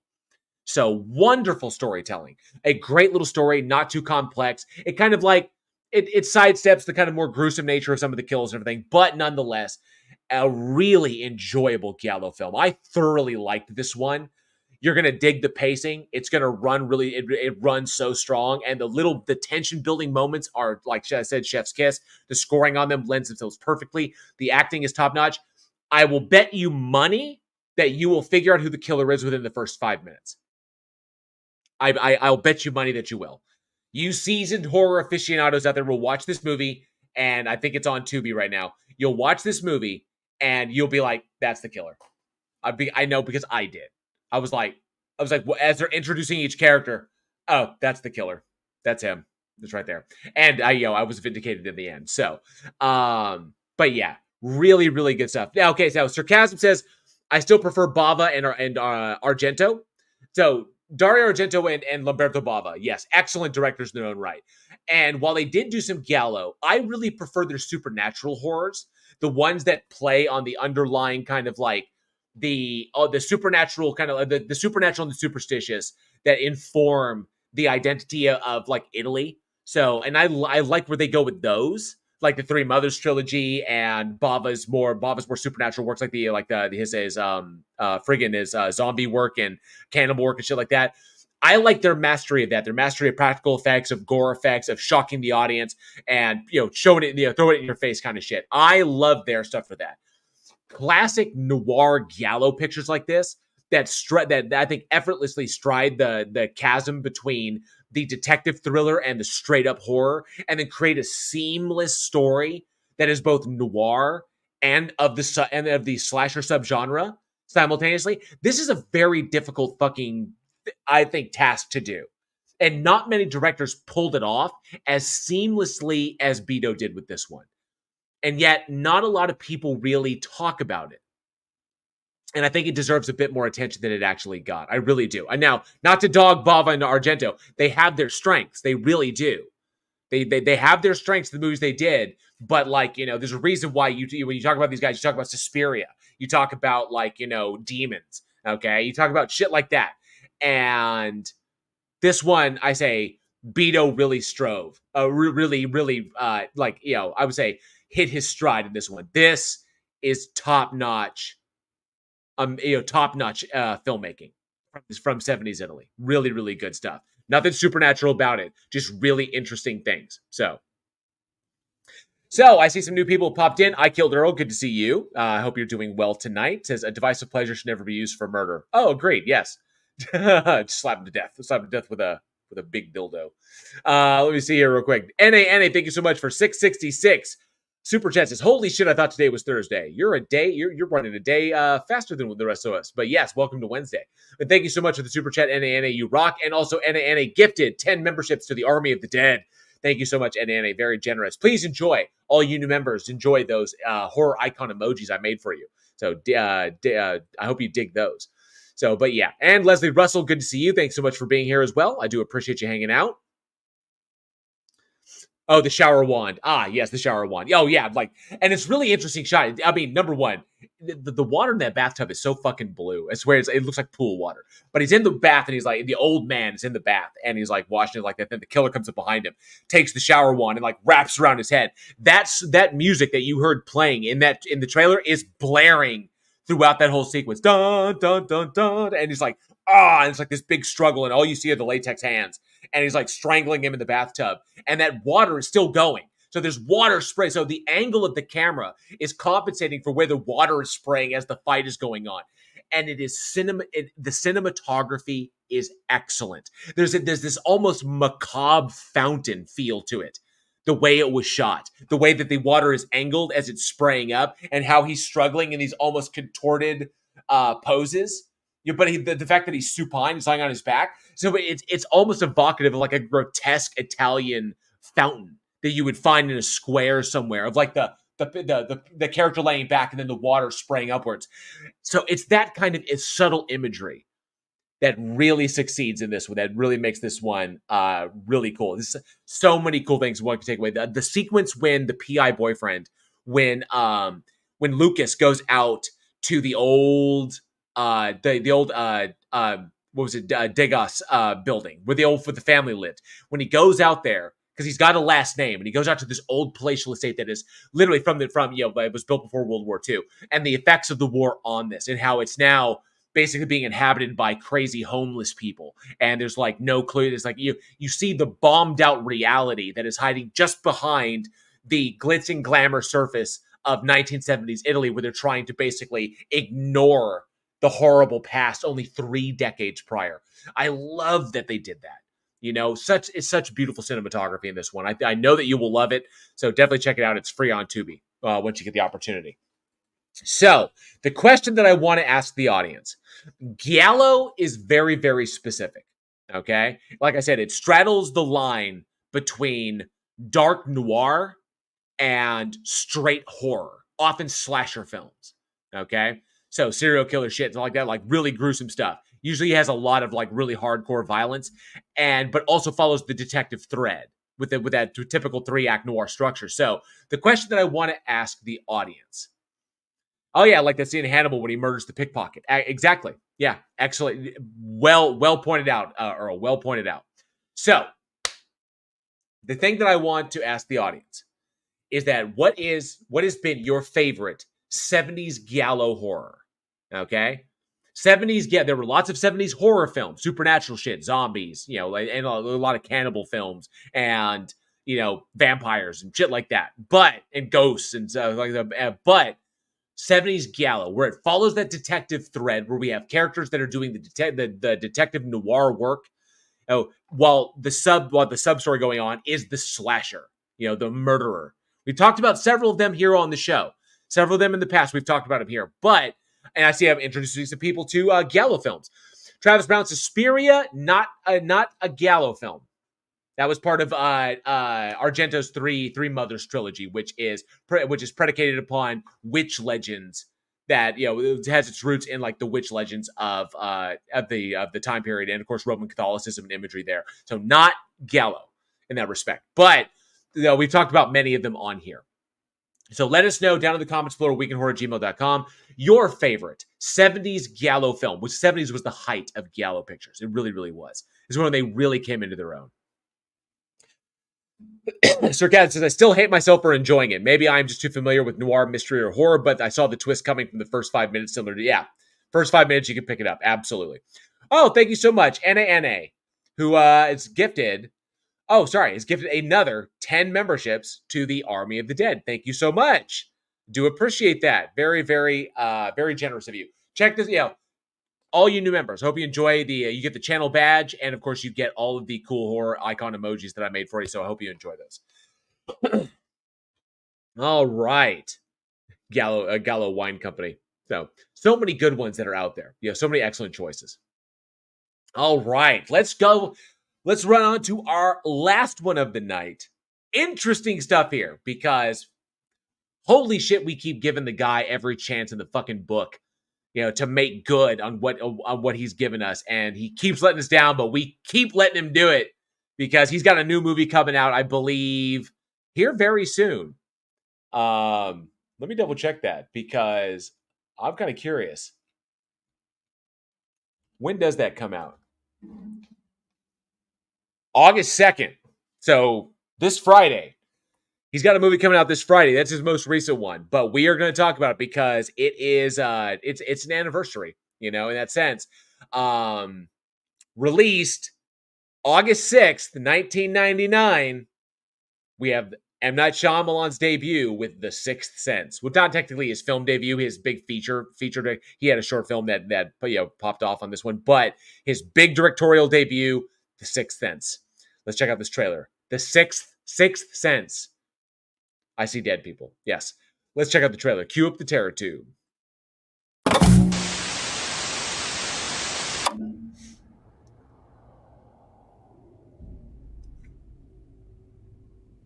So, any boogeyman? Pretty scary, ain't it, Norm? Yeah, right.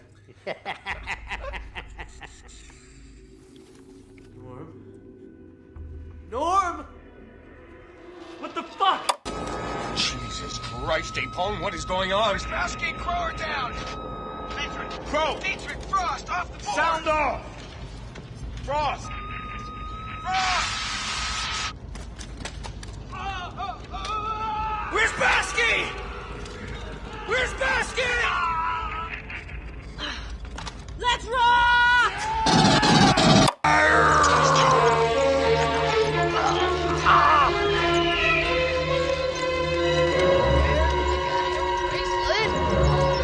Hey! Look not in his eyes! Hey!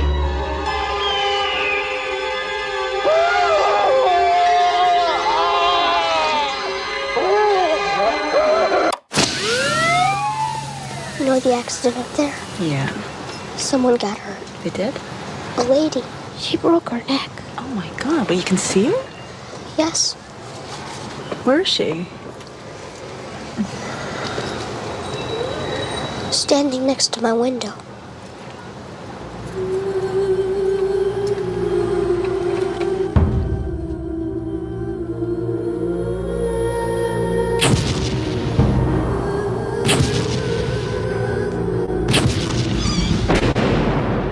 Baby, why are you shaking?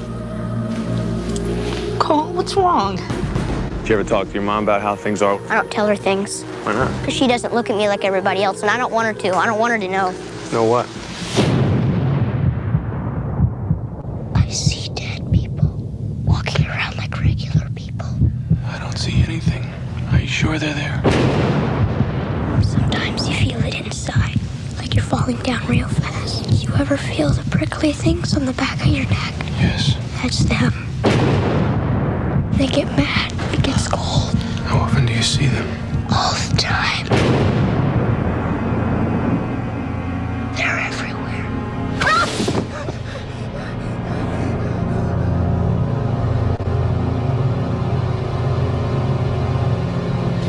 They want me to do things for them. I think that they know that you're one of these very rare people who can see them. So you need to help them. What if they don't want to help? I don't think that's the way it works. How do you know for sure? Is anyone there? Look out!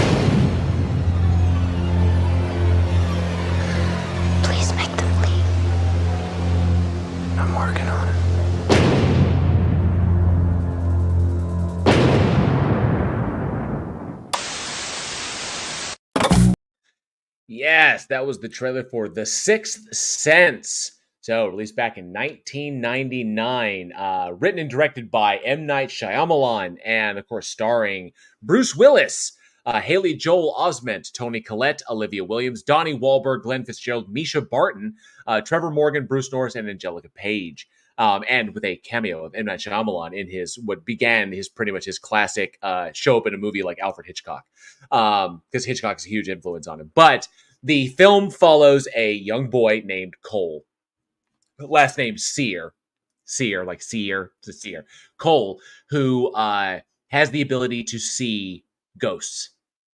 And as his, as is evidenced by how young he is having a detrimental effect on his life. And a therapist is brought in, played by Bruce Willis, Malcolm, to come in and help him as kind of like a last ditch effort to help this kid, because to deal with his anxiety, because he's having problems all over the place, just, by virtue of what he sees.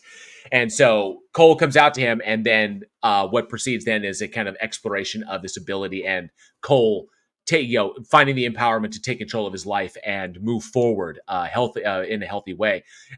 Meanwhile, dealing with the dead all around him. And of course, for those who may not know, I don't think I'm spoiling anything in this. The thing that caught everybody on this bad boy. Should I say it? Yes. I should say it.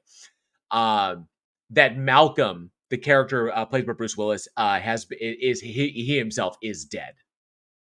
So he's been dead the whole time, and that's the big kick. That was the thing that got people, is that the movie, how much the movie grossed. It grossed like over $670 million on a $40 million budget. It's been out long enough, in that sense. But the intensity of it is a lot of people didn't see it coming. And the fact that Cole was actually, that a ghost was helping Cole deal with this. And the idea that Cole knew the whole time that he was dead, but never said anything. So 20 years past the moratorium, I think we're saying thank you very much. But it's needless to say, The Sixth Sense dropped at a time very early in his the second film Shyamalan ever dropped.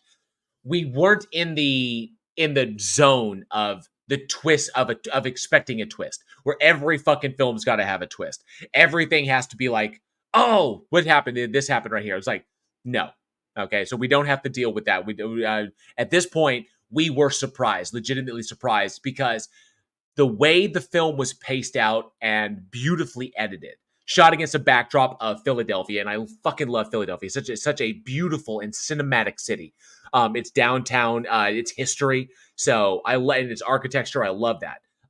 So beautifully shot against the backdrop of Philadelphia, against rainy Philadelphia. You've got Bruce Willis turning in a magnificent performance, this understated, very, very even keel performance, when he's typically the action guy, and he shows up and brings this real vulnerable aspect to himself. Haley Joel Osment, who originally the producers didn't want, but Shyamalan was convinced by this kid, because it was like, wow, he's just amazing.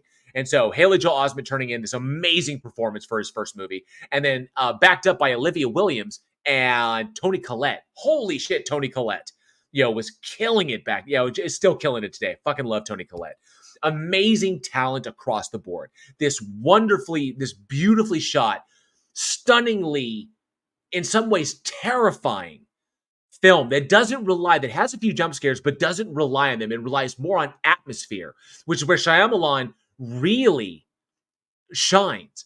Shyamalan, despite all the shit that we give him, Shyamalan is an expert at weaving an atmosphere for his characters to play in. If you think about it, just ignore the plot issues with the village. Ignore the problems with, Lady in the Water. Ignore the problems with The Happening. Just think about the atmospheres that these characters are in. The atmosphere of uncertainty, the atmosphere of encroaching dread, the atmosphere of melancholy. Think about like Unbreakable, superhero story in the sense, but ignore all that. Just look at the atmospheres that Shyamalan can build. He builds a magnificent world. He's great at world building. The problem then becomes, only because I believe that Shyamalan kind of bought his own hype, that I don't believe he's a one-trick pony. Okay, we don't always need a twist, but that's kind of like his calling card. Is now it's not about will there be a twist, it's what the twist will be. But even then, now that we're so acclimated to it, we wind up guessing what it will be before the movie's even over, and that's where it kind of like falls off, which is kind of a bummer. But I will say, I've constantly loved Shyamalan's dedication to the fairy tale narrative, but in its original conception. Okay, not the fairy tales that are like, like chewed up by the commercial machine and spit out by Disney. We're talking like shit that harkens back to Grimm's fairy tales, where good and evil, life and death, that these real things are dealt with in ways that people can relate to teach them lessons about reality and also about themselves. I love his dedication to that, to these archetypes. Okay, if you were to say that Shyamalan subscribes to any type of psychological approach to storytelling, is definitely Jung. There are archetypes that we all identify with. These archetypes are very important to us, and he's very good at building them and building the worlds in which they play, which is what we see in The Sixth Sense. A beautifully shot and wonderfully paced. God damn, this movie, the way it moves is so fucking beautiful.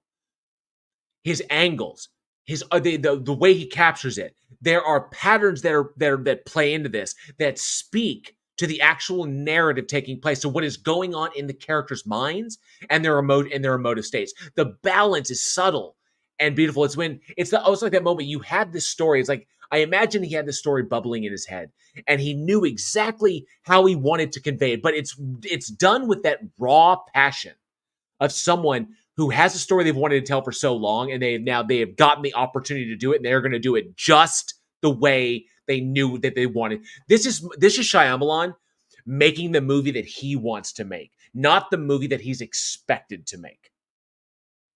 And that's what I love about this. It pulls you in from the very start. That whole opening sequence, establishing Bruce Willis and Olivia Williams, loving members, he's a celebrated doctor, loving relationship, and bam, Donnie Wahlberg comes in, and something is seriously off. Okay, move on a year, marriages collapse in the face of tragedy. Children are traumatized, and we can't help them. Everybody is desperate for something. Everybody's dealing with the shit their own way, and we carry along these very human stories, just portrayed beautifully by every single character. Toni Collette is the struggling mother, the traumatized child who knows the truth but realizes that this truth is too big. Because other people, like his mother, there's so much stress being a single mom. She can't handle both of these things. And he doesn't want to change their dynamic. Who's forced to grow up beyond his years, And the things that we put blinders onto the world about dealing with trauma. And I fucking loved every bit of this. Every stretch of this film is stunningly, stunningly amazing. Not to mention, I would say a damn near perfect horror film in what it conveys across the board. Cinematography, sound editing was so fucking good in this one. Acting wise, the narrative itself, editing, everything, across the board is absolutely beautifully done. Now, the interesting thing on this one that I found out about this particular movie is that, and I know that a lot of people are they're going to applaud Bruce Willis. Bruce Willis, when he has chemistry with someone, it is palpable. You can feel it. He is so good across from other across from a number of actors. And sometimes he's not. Obviously, you watch Cop Out. There was no chemistry between him and Tracy Morgan. None whatsoever. There was no chemistry there. Might have been in part because Bruce Willis really didn't want to do the movie. But nonetheless, no chemistry. But you see him and Reginald Vell Johnson. There's chemistry there. Bruce Willis is I know he's retired now and he's had an amazing career. But you look at some of his movies where it was even Hudson Hawk. Fifth Element, him and Mila Jovovich. And him and Ian Holm, chef's kiss. Bruce is a fucking legend. A goddamn legend who will live forever. Okay? He has achieved that. Okay? And I will applaud him. Even smaller films, okay? Fucking Color of Night. I loved him in that. Total neo-noir, psychosexual thriller like that. A movie he did with Demi Moore and Glenn Headley. I can't remember the name of it.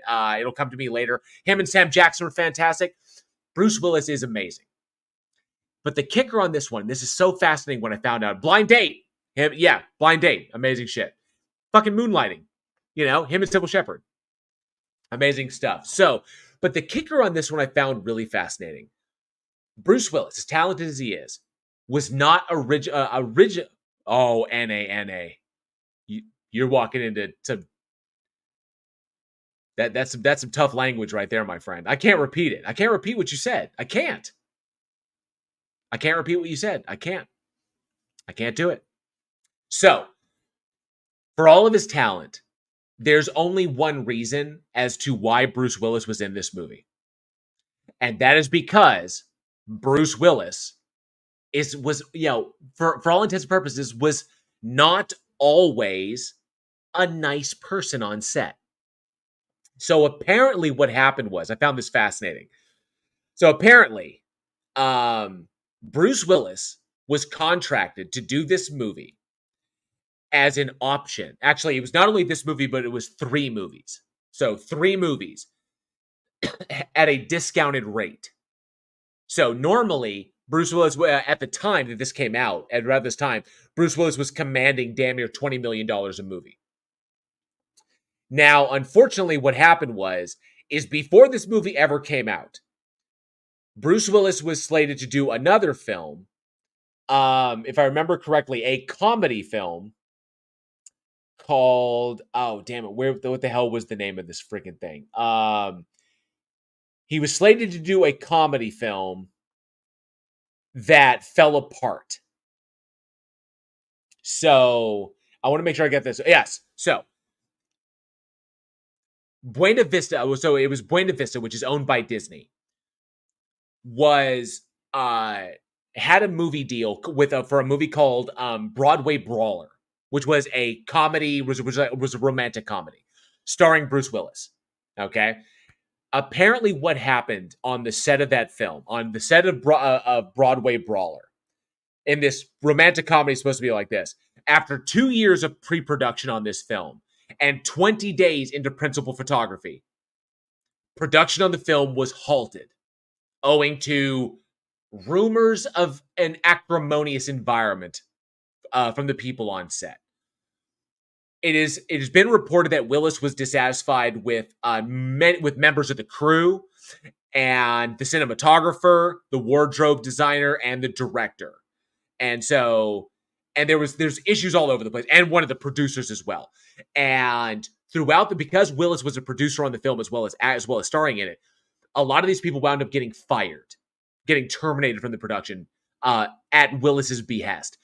The film fell apart so badly with a budget of over $20 million. The film fell apart, production was halted, and the whole thing folded.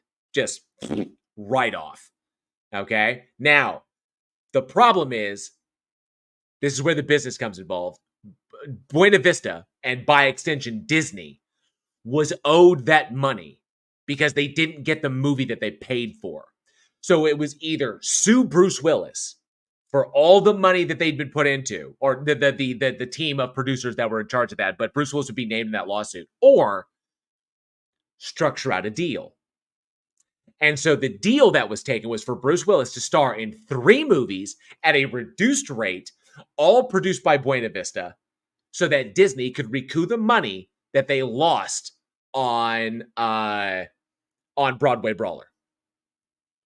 That is why Bruce Willis is in this movie, and the only reason that he took it, which is fascinating because, and the 3 movies that he took, Armageddon, The Sixth Sense, and The Kid. Those are the 3 movies. It was 1998, 1999, and 2000. The 3 movies he did at a discounted rate in order to make up for the fact that he blew up Broadway Brawler, and Buena Vista was freaking pissed about that. And they wanted their money back. But then you see him turn in something like this. He was also great in Armageddon. I thought he was fantastic in Armageddon. Okay? Great in Armageddon. Great in this. The Kid, kind of a goofy, kind of a silly kids movie, whatever like that. But nonetheless, an amazing actor who kind of had to be forced into it, which is weird, you know? It's very interesting. But it gave us this critically acclaimed film from this brand new, essentially a brand new director who he's now worked with him multiple times. He worked with him, like 4 films. Oh no, yeah, 4 films technically. Technically, Unbreakable. So Sixth Sense, Unbreakable, Split, and Glass. So obviously Bruce doesn't have a problem with M. Night. They work together swimmingly.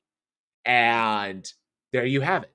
So I found it interesting that the reason we got this magnificent collaboration between Bruce Willis and M. Night Shyamalan was because of what happened on the set of Broadway Brawler, which I can't really confirm as to what happened, but that's the reason that we got this one. Bruce Willis and Haley Joel Osment and Toni Collette, which, if it had been anyone other than Bruce Willis, would not have worked. If it had been anyone other than Toni Collette, would not have worked. I can't imagine anybody else in the role that Haley Joel Osment played. He was amazing in that.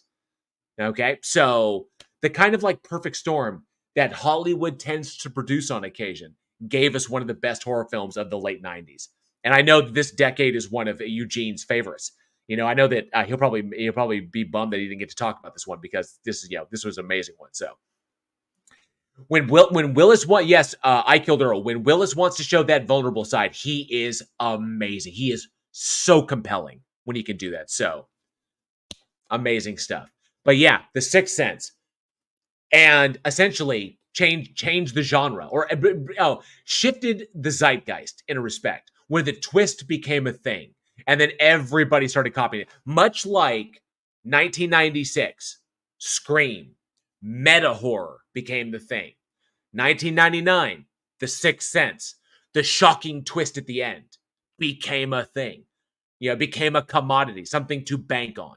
So, like Wes Craven before him, like Sean S. Cunningham, like Wes Craven and Sean S. Cunningham, like those individuals, like Alfred Hitchcock. M. Night Shyamalan brought something new, and he shifted the field with this one movie, a pivotal film that was that was as important as it is utterly amazing in its construction. Let's not forget 12 Monkeys and Sin City. He was 12 Monkeys. He was amazing. Him and Brad Pitt were just amazing in that film. Oh, amazing stuff. So, interesting stuff right there. Little interesting backstory on that as to why Willis is in this movie and why he did such an amazing fucking job. But yeah, amazing how these circumstances come about and bring us some really fantastic films. Really, really good stuff. So, my question for the audience tonight for you guys, okay? Really, okay, before I dive into that, Knock at the Cabin. The problem with that one is that Shyamalan changed it in the movie. He changed it from the book. What went down in the book is not what went down in the movie. So he altered the ending. The ending in the book was far more fitting than what was displayed in the movie. That shift right there, it's kind of like what they did with Pet Sematary, how it wasn't the little boy, wasn't Gage that got killed, it was Ellie that they killed in the 2019 remake, which just like shifts the whole thing on its fucking axis. It's just like, whatever. It just took the soul right out of that movie, which is why I fucking hate that remake. I really do. I hate the 2019 film. It's just the exact same thing. So, did the same thing with Knock at the Cabin. Although I will say this, Dave Bautista, top notch, excellent, man. That fucker's got Dave Bautista is in my opinion, Dave Bautista is outclassing The Rock at every fucking turn. He really is. That man is humble. He is seeking out challenging roles that will take him in interesting character directions. I love it. I absolutely adore that man for what he's doing. So fuck yeah. Let's not forget, man, Hudson Hawk. Love is where love is. I got a special place in my heart, a guilty pleasure for Hudson Hawk. I know it's a passion I know it's a passion project. I know it was kind of an ego thing with Bruce Willis wanting to get that thing done, but fuck it. That movie's got some funny ass moments in it, and it's got Sandra Bernhard, Danny Aiello, so many good ones. Andy McDowell. So you gotta love it. Just funny, just goofy stuff. So, but I'll say that. Would you like to swing on the star? Yeah, that pretty much that. But nonetheless, the question I have for the audience tonight, for you guys tonight, when it comes to The Sixth Sense, if you can remember back that far, if you saw it in theaters, like many of us did you figure it out early? Or did you figure it out when the twist hit? Let us know down in the comments below, or weekinhorror@gmail.com. Did you figure out the twist? Yes or no? Did you figure it out? Or did you figure it out like when the twist came at the end of the film in the third act? So let us know. weekinhorror@gmail.com or down in the comments below. Love to hear people's thoughts. Let's see how many people, be honest, how many people figured it out? Did you figure it out early? Because I'm going to tell you, I didn't figure it out till the end. It got me on the end. I didn't figure out to the third act when all of us collectively gasped in the theater and all the air sucked out of the room and it was dead silent when we realized Bruce Willis is dead the whole time. He's been dead the whole time. And it was just quiet. Pin drop quiet. You know? So, yep. Oh, Iko says, I knew as soon as the kid said he saw dead people. And he sees Bruce Willis, so obviously he's dead. But yeah, love to hear what you guys think. And of course, thank you again for the additional memberships to the Army of the Dead NA. I believe that is 10 more that you gave, or 15 more. Wow, so many memberships. And enjoy all the new memberships, all you new members. Thank you very, very much. NA, very, very generous of you. We do appreciate that support. You rock. So thank you very, very much. So welcome all you new members. Denova 28's in the house. Good to see you, Denova. You were right on time. We just finished up with the last film, and that means it's, you know what time it is. It's motherfucking trivia time. By the way, let me know if Raven Darkstar is doing okay, if Raven's doing okay, because we haven't seen Raven in a while, and I know Raven misses the air horn. I know she does. I know it. So let us know. I hope Raven's doing okay. Okay. I know she's got to miss the air horn. She really does. Omnior's says the scene I realized it was when he broke the glass in the door and they didn't know why. Plus Willis walked around the other actors in the movie. Oh, interesting. Good point. Good point. Mike71, good to see you. Thanks for being here tonight. Just in time for the trivia question. Yes, it is trivia time. So get those Google fingers ready. The first person with the correct answer in the live chat to tonight's trivia question, I've got the live chat pulled up right here, will win a special item from the Week in Horror store. Yes, a special mystery item. The link is down. The Teespring link is down in the description. You can check out all the cool stuff we have there. We have lots of cool stuff, especially our drinkware selection. Amazing shit. But here is your horror trivia question tonight. This one's a little bit on the tough side, so get ready. What classic horror series was M. Night Shyamalan set to reboot before its cancellation in 2017? What classic horror series was M. Night Shyamalan set to reboot before its cancellation in 2017? First person with the correct answer in the live chat wins a special item from the Week in Horror store. Let's see who can get it. I don't think I gave away too much of that one. That one's going to take a little bit of searching. But I bet I know my audience. I know you guys. You're probably going to figure it out like in the next one. Like right there. Bam. Travis Brown, first one. Tales from the Crypt. Yes. M. Night Shyamalan was actually slated. He was set to reboot Tales from the Crypt when it was suddenly and unceremoniously canceled in 2017. But that was a projected thing that he was going to do. And I think that could have been a lot of fun. It really could have been. So, but yeah, Tales from the Crypt was the answer. Congratulations, Travis Brown. Well done. I've got your name down, and this is the last episode technically in July that we're shooting in July. So well done, Travis Brown. Wrote in the last name, said Blair Witch. Nope. Angel Rivera was right behind him with Tales from the Crypt. Yep, close. Yeah, Tales from the Crypt, Cindy Sue. But yeah. Oh, Twilight Zone. Yep. Nope, not Twilight Zone. Yeah, I think it would have been epic. I think it would have been. So, but yep. Oh, Travis Brown says, I knew about it because I heard stories of it. It was going to be on TNT without the Crypt Keeper. Ugh, that wouldn't have been good. But nonetheless, yes. Congratulations, Travis Brown. We will get that printed and shipped to you ASAP. Well done. And that, Horror Fiends, is going to conclude this episode of the Week in Horror podcast. Yes, I hope you enjoyed the show. And if you did, smash that like and subscribe button. Be sure to hit that bell so you never miss a future episode. Join us next week when we look back at the acrophobia horror Fall, the mind-shattering sequel Tetsuo 2 Body Hammer, the 40s possession horror The Soul of a Monster, and the star-studded Body Snatcher remake The Invasion. Be sure to check out Josh Olsen's store at badsamurai.story. He does all the awesome artwork. He's splattered all over our merchandise, which you can find over at Teespring. And for more from Week in Horror, check out all the bloody links that are down in the description. Follow us on the socials for the Daily Splatter, your daily horror recommendation. Join our Discord for watch parties, big announcements, all kinds of horror shenanigans, and support the show through channel memberships like NANA was doing, Super Chat, Super Thanks, PayPal, or even through our Patreon for as little as $1 a month. Every little bit counts. Your support is what helps us keep the show going, too. You all are amazing. Thank you so much. So what are you waiting for? Join us. And as always, a giant, giant thank you to every single one of you for being the greatest audience a horror film podcast could possibly have. I've been your host, JL. We will see you all next week. And as always, stay scared.